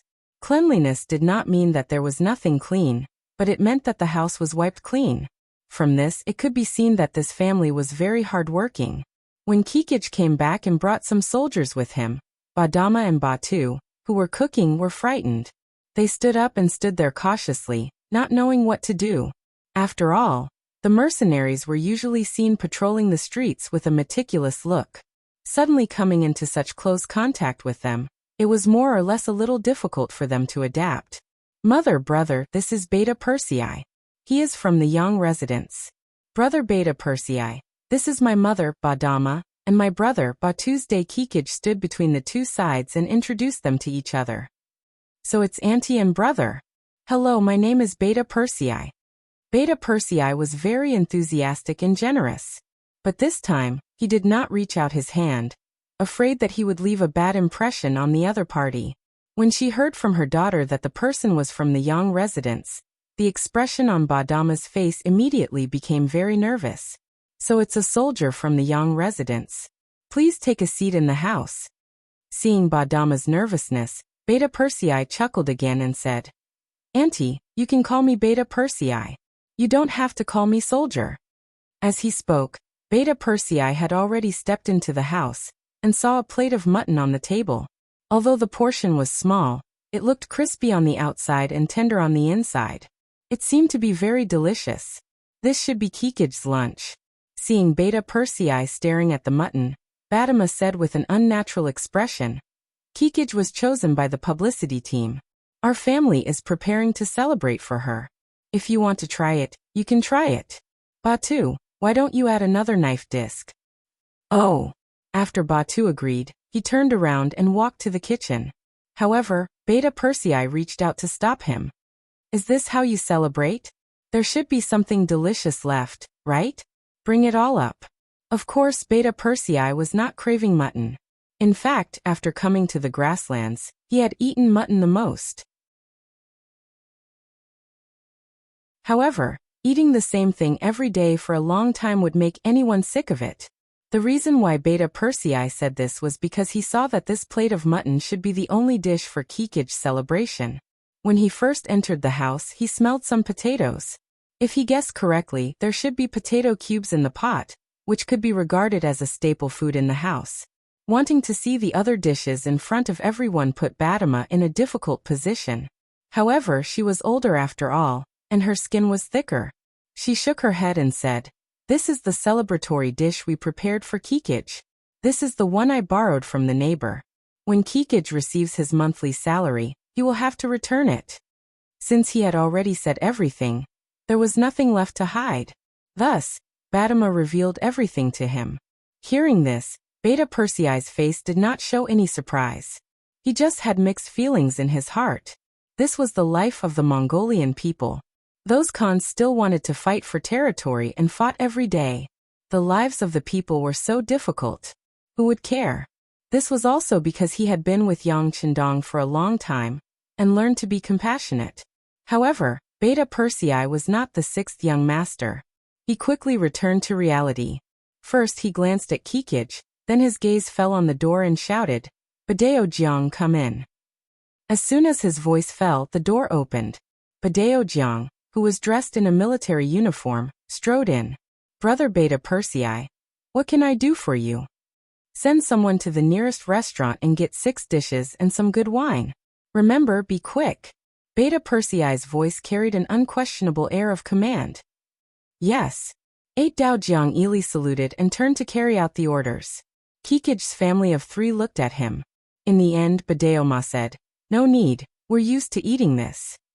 It's fine if we eat this normally, but today is a day to celebrate Kikij. How can we just do it casually? Just get 6 dishes to show that everything is going well. Beta Persei looked as if he had made up his mind. Then he did not dwell on this matter. Instead, his gaze fell on Ba Tuesday. I heard from your sister that your physical fitness is good, but you weren't selected because you're the only son? Batu was still upset about the fact that he didn't enlist in the army. Suddenly, young heir asked him such a question, which made him see hope. He nodded and said, Yes, I passed the physical fitness test and the equestrian test. My results were good. But when it came to my family, they said that I was the only son in the family and persuaded me to leave. Speaking of this, Batu still had an aggrieved look on his face full of indignation. Yes. Beta Persei nodded.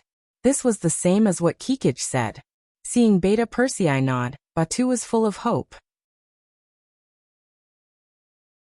He thought that since this person was from the Yang residence and could order other soldiers at will, he should have some status. As long as he was willing to help, there should be no problem. While he was still thinking about this, Beta Persei had already spoken. The people in the recruitment office are right to do this. This is also the intention of the god of war. After all, people will die in war. He is actually thinking for you. Even Beta Persei said that this was the right thing to do. Batu, who had just seen hope, could not help but lower his head again. Didn't this mean that there was no hope for him to enlist in the army? Just when Batu lowered his head and Kikij and his mother's faces were also gloomy, Beta Persei suddenly spoke again. There are exceptions. If you really want to rely on enlisting in the army to protect the first city, and want to use this to make a name for yourself, this feeling is understandable and can be satisfied. But there is one thing: people may die in war. Are you afraid of death? And Auntie, if Batu dies gloriously on the battlefield, can you accept it? Things suddenly took a turn for the better, and Kikij's family of 3 could not help but feel their eyes light up. Next, Batu spoke first. I can accept it. People will always die in war. If I die in war, it means that my skills are not as good as others. There is nothing to regret. Okay. What do you think, Auntie? Young couldn't help but ask. Then, she turned her gaze towards Batama. As a mother, who would want to see her son get into trouble? Who would be willing to see her son die? However, Badama knew her son's ambition. She thought that people would die eventually, either vigorously or without life. She nodded heavily. Life and death are up to fate. I support my son. Then there's no problem. Hearing such an answer, Beta Persei said as if he was making a guarantee. Ah, there's no problem? Kikij, who was at the side, did not understand. What did this mean? Could it mean that Batu could enlist in the army? Not only Kikij, but Badama and Batu also looked at Beta Persei with a puzzled expression. He had to add, how about this? I'll take Batu to the recruitment office in a while. As long as he passes the previous physical fitness and equestrian assessment, then he can enter the barracks in the afternoon. But for the 1 to 3 months of recruit training, I'm afraid you won't be able to meet him. That's a closed training, so you have to be mentally prepared in this regard. It's okay, I can bear it. As if afraid that Beta Persei would go back on his word, Batu hurriedly shouted. At this time he could not wait to go to the barracks with Beta Persei immediately. As for whether he would eat or not, it did not matter. There's no hurry. The food will be delivered soon. We'll go after eating. Young chuckled. At this moment, Kikij also laughed. From time to time, her eyes would look at Beta Persei. Her expression was full of a different kind of feeling. Ba Daojiang was very fast. After a while he returned with 6 dishes. 4 of them were meat, 2 were vegetables, and a large pot of white rice. Kikij did not know how long it had been since she had such a sumptuous lunch. With Beta Persei taking the lead, everyone ate until they were full. Then, when Kikij looked at Beta Persei, there was a trace of tenderness in her eyes. Cough, cough, cough. Suddenly, Badama coughed out of the blue. It was followed by a long bout of non-stop coughing until his face turned red. Only then did he slowly recover. What's going on? Auntie has caught a cold. Didn't she go to the hospital in the city? Beta Persei noticed that neither Kikij nor Batu showed any surprise at this moment. It was as if they were used to it. He suddenly felt that something was wrong and asked with concern. Yes, but the cost of the hospital is too high. We can't afford it. Kikij answered, but as she spoke, her voice became softer and softer. How can this be? If you're sick, you have to see a doctor. This can't be delayed. How about this? Send Auntie to the hospital immediately. I'll pay for the cost. Beta Persei knew that his opportunity to perform had come again, so he said without hesitation.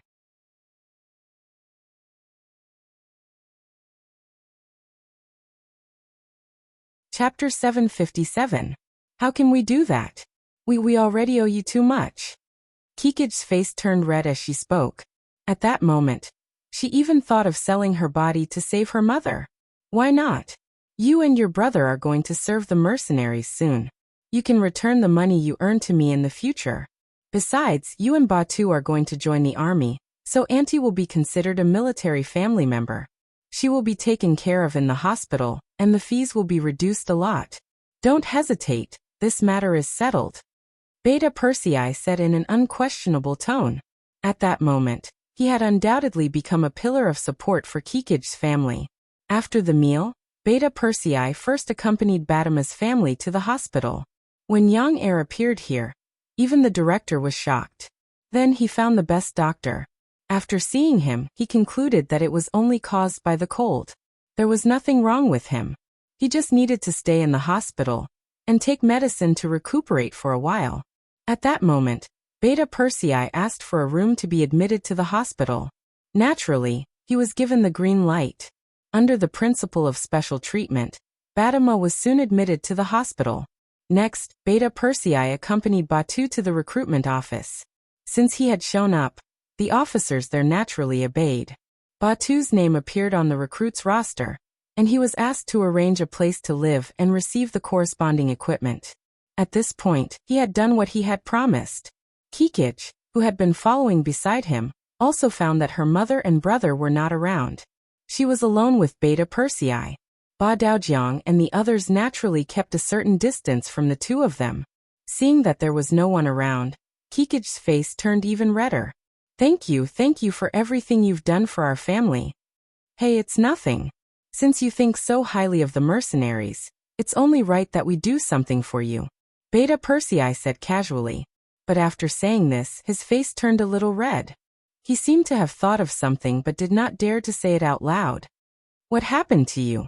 Looking at Beta Persei's awkward appearance, Kikich asked curiously. He did not look as heroic as he did in the hospital and the recruitment office just now. Beta Persei, who was questioned by Kikich, blushed again, but in the end he gritted his teeth and said as if he had made up his mind. Can I visit you at the publicity office in the future? Kikich didn't expect it to be this question. For a moment, her face turned red like a ripe apple. If she still did not know what Beta Persei was thinking, she would be too stupid. Kikich did not answer. Beta Persei became a little anxious. I just want to see you. I won't disturb your work. I'll just look at you from afar, okay? Yes. After waiting for a long time, Kikich finally gave a response. Although it was only one word, it carried a lot of signals. It also caused young heir to be beaming with joy. He was extremely excited. When it was time for dinner, Beta Persei returned to the Yang residence in high spirits, but found that Yang Chendong had not eaten yet, and was waiting for him. He hurried over. Young master, it's late. You should have dinner. I'm waiting for you. Let's eat together. Yang Chendong's voice was flat, but when he said that, Beta Persei felt that he had to obey. As Yang Xie continued to expand, although Yang Chendong was only a young man in his 20s, the aura of a superior was very strong. It was no exaggeration to say that he already had the aura of a superior without being angry. Even in the face of the beaming emperor he would not be afraid. The meal was served. It was only 4 dishes and 1 soup. Beta Persei accompanied Yang Chendong for dinner. After the things were taken away, Yang Chendong looked at Beta Persei. Is there anything you want to say to me? Knowing that nothing could escape the 6th young master's eyes, Beta Persei did not intend to hide anything. He told him everything that happened today from beginning to end. When he finished, he said shyly, Young master, I like Kikich. I want to take her as my concubine. When he said that he wanted to take her as his concubine, Yang Chendong's originally calm expression showed a trace of appreciation. He had previously made a rule that the Cold Blade warriors and above could only marry Han women. No matter how good other women were, they could only be taken as concubines. For Beta Persei to say such words, it was obvious that he was following this rule. After knowing that Beta Persei had a sense of propriety, Yang Chendong had no intention of obstructing him. Instead, he nodded and said, Okay, you can do as you see fit. How about this? Tell me what you've seen and learned from Kikich's family. After knowing that Yang Chendong would not obstruct him and Kikich, Beta Persei also became energetic. He immediately said in detail, Young master, the Mongolian people are too poor. Not only do they not have enough to eat, but they also have no money to treat their illness. There should be many people like this in the beginning city. That's right, the people are too poor. How about this? Pass down the order that all military families will have their rent reduced by half. In the future, they will be able to enjoy a 20% discount when buying rice and meat, and a 50% discount when treating illnesses. But you have to be careful that only one wife and one concubine of a mercenary warrior can enjoy this treatment. Those who marry several at once can forget about it. Yang Chendong could help others, but the premise was that others approved of him. If anyone who entered the beginning city could receive such treatment, Not only would they need a lot of money as subsidies, but it would also be easy for others to take advantage of the loopholes. Being a mercenary was equivalent to facing life and death at any time. Such a sacrifice was worth a certain amount of return. On the contrary, those who just wanted to find a safe place to live and did not want to pay any price could forget about it. He was not a god who could guarantee that everyone would live a good life. Even if he was a savior, he would only save those who needed to be saved and those who worked hard and contributed. Hearing Yang Chendong's actions, Beta Persei solemnly saluted Yang Chendong. This was his gratitude to the sixth young master on behalf of the mercenary families. The next morning, Yang Chendong's new order was spread to the entire city. Instantly, the entire city was in an uproar. Regardless of whether it was those who signed up to join the army, or those who wanted to join the publicity department, there were more and more people. After all, as a military family, they had such generous conditions, so it was impossible for them not to join the army even if they wanted to. This kind of spontaneous behavior quickly allowed the publicity department to find 200 good seedlings, filling up the 6,000 slots of the recruitment office. Even so, who knew how many people were still racking their brains to join the ranks of the military? However, rules were rules. In the end, Yu Mian stood up and said that if they wanted to join the army, they would have a chance in the future and would not accept them for the time being. If anyone gathered together and disturbed the order in the city, they would be arrested and disqualified from joining the army in the future. In special times, special methods were needed to govern the city. The beginning city became quiet again, and was gradually shrouded by a heavy snow. Just as it seemed calm and many forces on the grassland were hiding for the winter, two pieces of news came from the Security Bureau. The director of the Security Bureau of the beginning city, Feng Liang, appeared in the Yang residence. Sitting in a warm room with a stove wall, Yang Chendong carefully read the two pieces of news and put them aside. "Tell me, how do you feel?" Knowing that the sixth young master was testing him, Feng Liang pondered for a moment, organized his words, and raised his head. "Sixth young master, in this subordinate's opinion, these two matters should have nothing to do with each other. It's good that Baiming has developed a new type of cannon, but the results have just come out. However, Zhang Quan and the others have been gone for some time. Judging from the time, they should not have received this news when they set off, so there is no connection, let alone any threat. I can only say that everything is just a coincidence." The two things that Feng Liang reported were that Baiming had developed a new type of cannon, and that the eunuch guarding the Datong residence, Zhang Quan, was already 20 miles away and would soon enter the beginning city. Ever since Yang Chendong defeated Yeshen of the Wara with the name of the god of war, Baiming's imperial court saw the importance of firearms. They first tried their best to get a Type 81 gun, and began to develop an imitation. However, without any guidance, they could only rely on the imitation, and the progress was very slow. At least until now, they had not been able to create it. On the other hand, cannons were different. They knew that only an explosion could cause the greatest lethality after the cannon was fired, so they just had to find a way to do it. Originally, Baiming had an artillery battalion, but the cannonballs fired by the artillery battalion were only large iron balls. Wherever they hit, they would leave a hole. The lethality of the cannonballs was too small, and only those standing in the front of the cannonballs would be threatened. However, after all, they had a certain foundation. After understanding the principle, and investing a lot of manpower and energy, they finally received news that a new type of cannon had been developed. This news was sent by Yang Guang, who was in charge of the artillery battalion. During the Battle of the Capital, Yang Guang was Yang Chendong's subordinate. Later on, they became friends during the battle. He also listened to Yang Chendong's arrangements and went to the artillery battalion. After more than 3 years, this move finally played its role and news came. The news came, but it was not completely clear what the new cannon looked like. This was also why Yang Chendong was somewhat distressed. It was also at this time that another piece of news came. Baiming's Datong guard eunuch Zhang Quan was ordered by the emperor to come to Shi City and have a good talk with Yang Chendong. In summary, these two matters seemed to be related. It seemed that Baiming had a new type of cannon and had enough confidence, so they decided to have a good talk with this loyal duke. However, only Yang Chendong himself knew that they weren't close to each other. It was just a coincidence.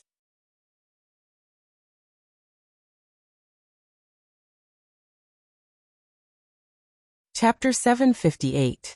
We still need to send someone to inquire about the new cannon. What exactly is it like? What are its functions and power? We have to find a way to find out. Although it's difficult, we'll try our best to do it. Yang Chendong gave the Security Bureau a direction for the first piece of news. Next, he talked about the second piece of news. When Zhang Quan arrives, arrange for Yu Mian to meet with them and discuss with them. Let's see if there are any regulations to report to me. It was true that Yu Mian was Yu Qian's son, but at that time, Yu Qian had disappeared. Bai Ming did not care about it. As his son, Yu Mian naturally did not need to work for Bai Ming. Based on this point, even Zhang Quan could not say anything. If he insisted on using this matter as an excuse, it could only be said that this person's IQ was too low. Yang Chendong had just made arrangements. That night, 1,000 Bai Ming guards arrived at the foot of the first city. They had already sent someone to report. When Zhang Quan and Captain Su Dei arrived at the foot of the city with the army, the city gate was already wide open. Many soldiers wearing large cotton-padded clothes with torches lined up on both sides of the road. Looking at their appearance, they were all in high spirits. When they looked at the Bai Ming army, their eyes lit up. They were like tigers that could open their bloody mouths at any time and eat people. Zhang Quan was not tall and his eyes were not big, but they were very spirited. They were like a pair of mouse eyes that kept flickering. It was obvious that this person was still somewhat clever. Captain Su, this is the territory of the Duke of Loyalty. You must instruct your soldiers not to cause trouble. Otherwise, no one can protect you. Looking at the formation at the city gate, Zhang Quan carefully said to Su Dei. At this moment, he was frightened by the situation. His legs were trembling and trembling. A eunuch was a eunuch after all. He relied on pleasing the emperor to obtain power. He had never been through the battlefield. How could he not be afraid in the face of the murderous aura of the mercenaries? This is the original Alikomaki? I only heard that it was pitifully small, but it doesn't look like it. Zhang Quan was extremely flustered. Firstly, the appearance of the mercenaries had frightened him. Secondly, he was shocked by the majestic city in front of him. At this moment, Su Dei was looking at the mercenaries standing outside the city. As a Qianhu, especially a Qianhu at the forefront of the front line, he was more professional than ordinary soldiers. Because of this, he could feel the valiant and murderous aura of the mercenaries. Hearing Zhang Quan's words, Su Dei nodded and said, "This place used to be pitifully small and abandoned for a long time. It seems like the loyal duke really put in a lot of effort here." Su Dei was different from other people. He started off as a corporal and worked his way up bit by bit. In the past, he had been to some places around the Great Ming Dynasty. Later, he was chosen by Commander Sun Hong and was promoted step by step to the position of Qianhu Guard. It was precisely because he had been to Arakomaki before that he was even more surprised than Zhang Quan when he suddenly saw the magnificent first city. If it weren't for the fact that the aura of these mercenaries was even more amazing, his attention would have been diverted to the city's buildings. The city gate opened, and there were still mercenaries walking out. After about half a cup of tea's time, when everything in sight was lit up by torches, a general wearing a black cloak rode out and stopped 3 meters in front of Zhang Quan and Su Dei. The warhorse was stopped by the reins, but the general didn't get off the horse, nor did he report his name. He just stared at Zhang Quan and Su Dei with a scrutinizing gaze. After a long time, he slowly spat out 3 words, "Enter the city." Suddenly being stared at, Zhang Quan felt a chill run down his spine. Even Su Dei, who was at the side, was tense all the time. He just had a feeling that if something really happened, even if he drew his sword, he wouldn't be the other party's opponent. The person who came could give him a great sense of oppression. After saying these 3 words, the general in the black cloak turned and left. He didn't even look at Zhang Quan and Su Dei. It was as if the other party was an insignificant character, who didn't deserve his attention at all. With someone leading the way, although he didn't appear to be a very good friend, Zhang Quan and Su Dei had nowhere to go. At this time, they could only follow the other party's footsteps and walk into the first city. The city was also dark. After all, it was late. Under the guidance of the general in the black cloak, they turned left and right, and came to the front of an inn. There were already people waiting here to arrange their food, clothing, and accommodation. The area of the inn was not small, and each room was also very big. However, there were more than 1,000 Ming soldiers.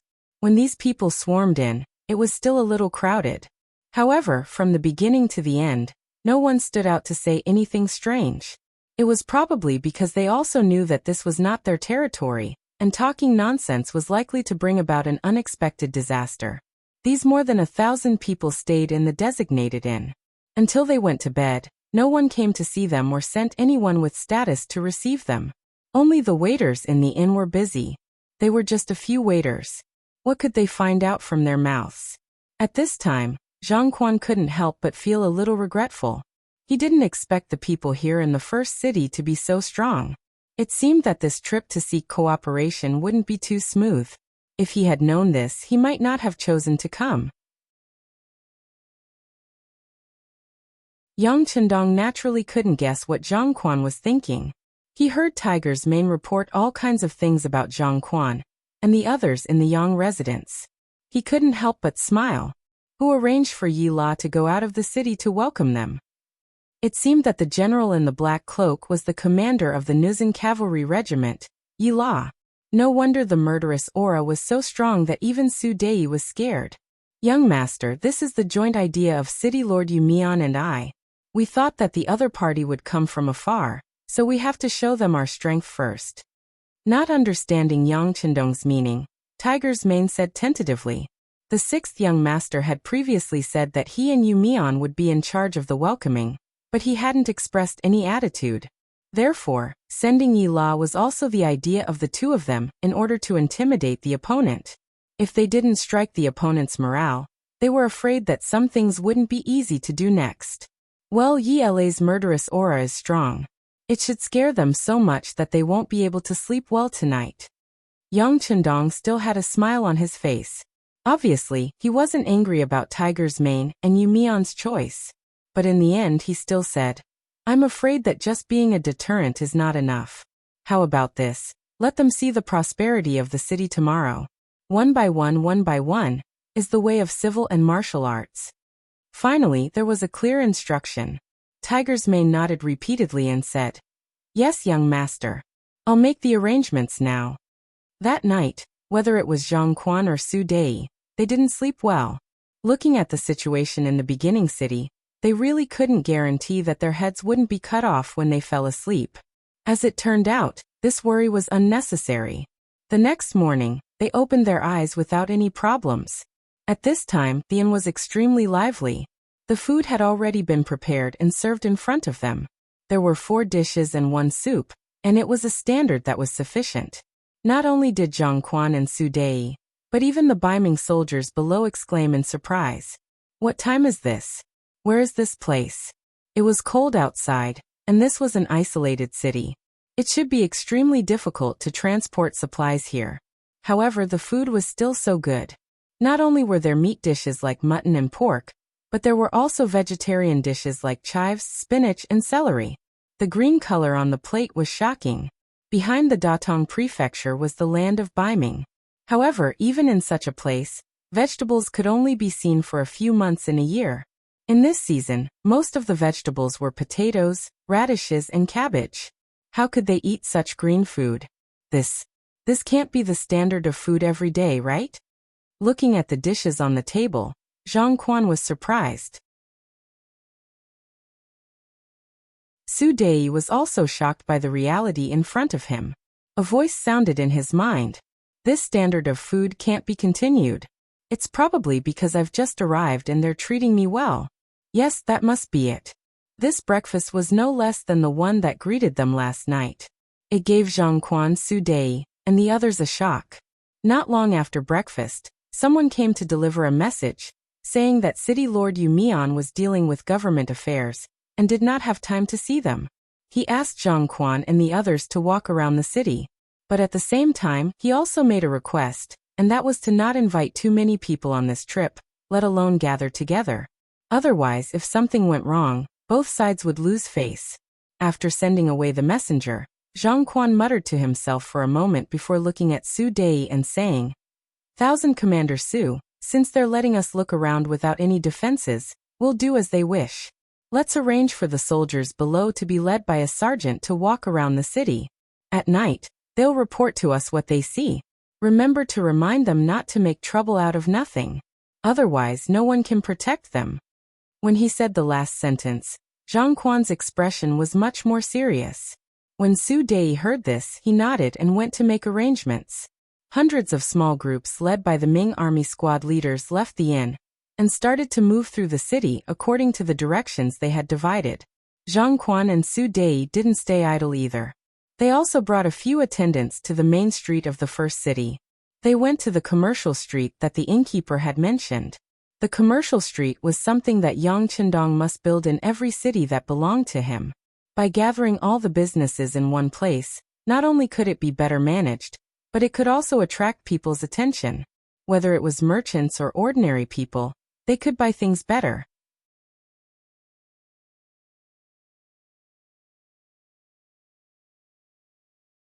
Chapter 759. Based on agriculture, industry, commerce, and light industry.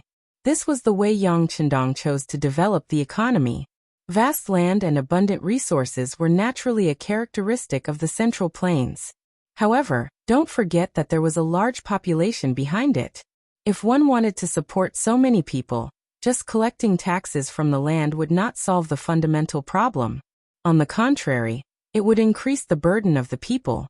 Therefore, from the beginning, Yang Qindong only collected a small amount of land tax symbolically. Instead, he focused on commercial development. Merchants were engaged in trade. They played the game of buying at a low price and selling at a high price. Relatively speaking, they were considered as mental workers. Such people not only contributed less, but they also earned more. Compared to the farmers who faced the yellow soil with their backs facing the sky, the investment and harvest of both sides were completely not proportional. This ratio may not be seen in a short period of time. However, as time passed, the contradictions would inevitably begin to deepen. Once the gap between the rich and the poor was widened, all kinds of problems would emerge one after another. Facts also proved that when every dynasty was first established, the social order was very good. However, as it continued to develop, there were more and more unfair things. In the end, society became more and more chaotic until one day, when it could no longer be suppressed, it was replaced by a new dynasty. In order to avoid income inequality and too big of a gap, Yang Qindong adopted a heavy tax on businesses and a small land tax on farmers. Although this could not completely avoid the existence of the gap, at least it was controlled to a relatively acceptable level. Only by walking on two legs could society develop normally and continuously improve. Naturally, while imposing heavy taxes, Yang Qindong also gave a certain amount of respect to businesses. Just like in terms of social status, they were constantly being raised. This was contrary to the national policy of the Great Ming Dynasty. In the Great Ming Dynasty, the status of merchants was so low that it was even lower than the ordinary people. In the eyes of others, they were people who reaped without sowing. They were unscrupulous people who talked about money and were disgraced by others. However, in the territory controlled by Yangtze, merchants were quite respected because they paid a heavy tax to society. This was equivalent to making a great contribution. With the rise in status, more and more businessmen were willing to come to Yangtze's territory to develop their businesses. As a matter of fact, they earned quite a bit. After all, the goods produced by Crimson City were so novel, high quality, and few in number. It could be said that the demand exceeded the supply. It could be said that in the environment at that time, as long as one had the means to obtain the goods produced in Crimson City, one would not have to worry about selling them. The only difference was how high the price of the goods could be. If it had to be summed up in 8 words, it would be that there was no highest, only higher. Business was so profitable that it had become an important cornerstone of Yangtze's development. Even so, how could Yang Qindong let go of such a good opportunity so easily? At the beginning of the construction of the first city, he had planned out a commercial street. He waited for the cement and steel bars to arrive from the Crimson City by sea to begin construction.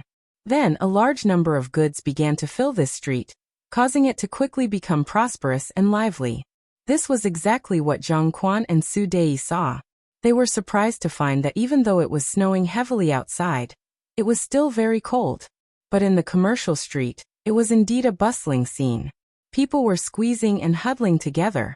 From afar, it was as bustling as the center of the capital. If there had to be a difference, it would be that the clothes of the people here were very different from those in the capital of Baiming. Here, they could see merchants wearing all kinds of strange clothes. Most of them were Mongolian merchants, and there might be merchants from further regions and countries. But what surprised Zhang Quan was that he also saw merchants from the Great Ming Dynasty here.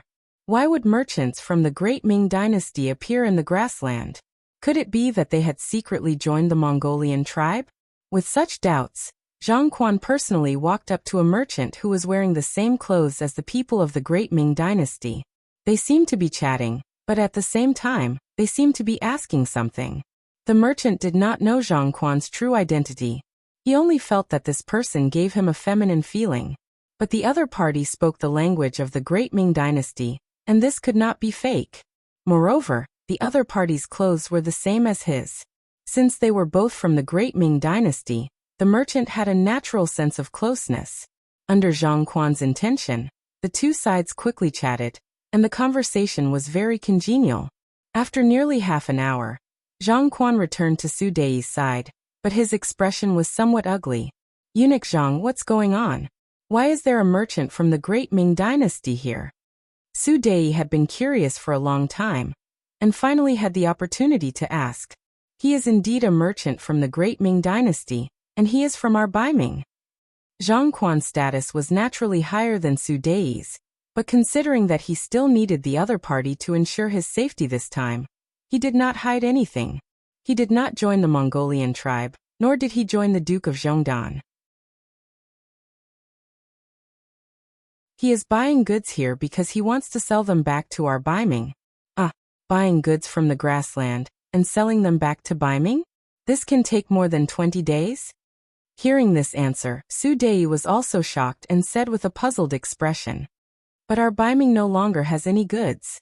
Or rather, we have goods, but they are controlled by those aristocratic families and important ministers in the imperial court. Small merchants like this have no share at all." They also heard about what happened in the beginning city, and they also heard that as long as they have money, they can get the goods here. Moreover, as real Han people, they can get a 5% discount when they get the goods. Driven by benefits, they will come even if they are far away. Zhang Quan said this expressionlessly, but in fact his heart was bleeding. Speaking of which, Zhang Quan was able to become the eunuch guarding the Datong prefecture, and he also had a backer in the palace. Even his name was in the heart of the Daizong Zhuqiyu, and he could be considered to be in the privileged class. However, he was also in the privileged class, and he still had to be divided into factions. He was very pessimistic about some of the influential people in the capital. Some people only relied on the power in their hands to do some things that took advantage of others. Once there was a problem, they might not have the ability to solve the problem. Even so, these people who did not have much ability and only knew how to play tricks had a prosperous career. Some of them even received the favor of the emperor, which made Zhang Quan even more furious. With this understanding and now hearing this merchant's words, it was no wonder that his expression became very bad. Zhang Quan saw something deeper, which was the decay and decline of the Great Ming Dynasty. Although it was a small matter, it did give him a different feeling. Here all he saw was prosperity, youthfulness, and hope. Su Dei was only a Qianhu. Perhaps he could not think of so many things, but he also knew that in the long run, the influence of the beginning city would grow bigger and bigger. One day, it would have the power to replace the Great Ming Dynasty. While the two of them were still lamenting in their hearts, a mercenary soldier in military green suddenly came. "My lords, our city lord invites you." Was he finally going to see the city lord? Zhang Quan nodded to Su Dei and then said, "Please lead the way." This journey was very far, and they were 5 miles away from the city. Fortunately, Horses had been prepared here, and the road had been completely cleared to ensure that they could travel unimpeded. Even so, after driving for nearly half an hour, they arrived at their destination. They came to a vegetable greenhouse area covered with plastic films. The soldier who led the way took out a special token that emitted a silver light from his body. No one stopped them all the way. When they finally arrived in front of a large shed area, he got off his horse, pointed to a large shed area, and said, "My lords, our city lord is inside. Please." Zhang Quan and Su Dei got off their horses, and did not bring any entourage. In fact, not everyone could enter this shed. The two of them followed the soldier into the shed, and the first feeling they had was warmth. Compared to the cold weather outside, not only was the air here fresher, but the climate was also very pleasant, giving people the feeling that the 4 seasons were like spring. What greeted their eyes was not a white expanse, but was completely replaced by green. At this moment Yu Mian, who was in front of a cucumber rack, turned his head with a smile on his face. He greeted them warmly. "Eunuch Zhang Qianhusu, you're here." Before they came, they knew that the city lord of the beginning city was called Yu Mian. He was the eldest son of Yu Qian, the assistant minister of the Ministry of War. For this matter, the embroidered uniform guards and the East faction guards had also made a report to the imperial court. The general idea was that they suspected that Yu Qian's disappearance had a lot to do with the mercenaries. However, everything was just a guess. Without any evidence, this matter was still unknown in the end. Now that he finally saw Yu Mian, the first thing Zhang Quan said was, "How is City Lord Yu? But I wonder if Assistant Minister Yu is doing well?" In the face of this obvious test, Yu Mian chuckled and replied politely, "My father is doing well. Thank you for your concern, Eunuch Zhang. Oh right, it's your first time here. How do you feel about our shed area?" He did not say much about Yu Qian's matter. This was also the result of Yu Mian asking Yang Qindong for advice.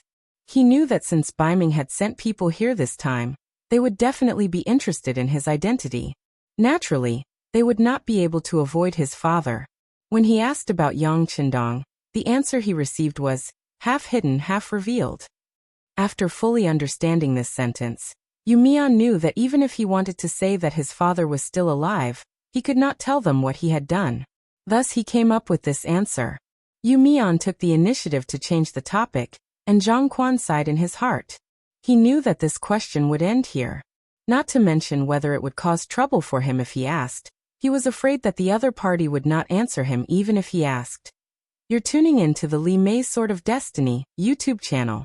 We're so grateful for your support, and don't forget to subscribe to join us on this incredible journey through captivating stories.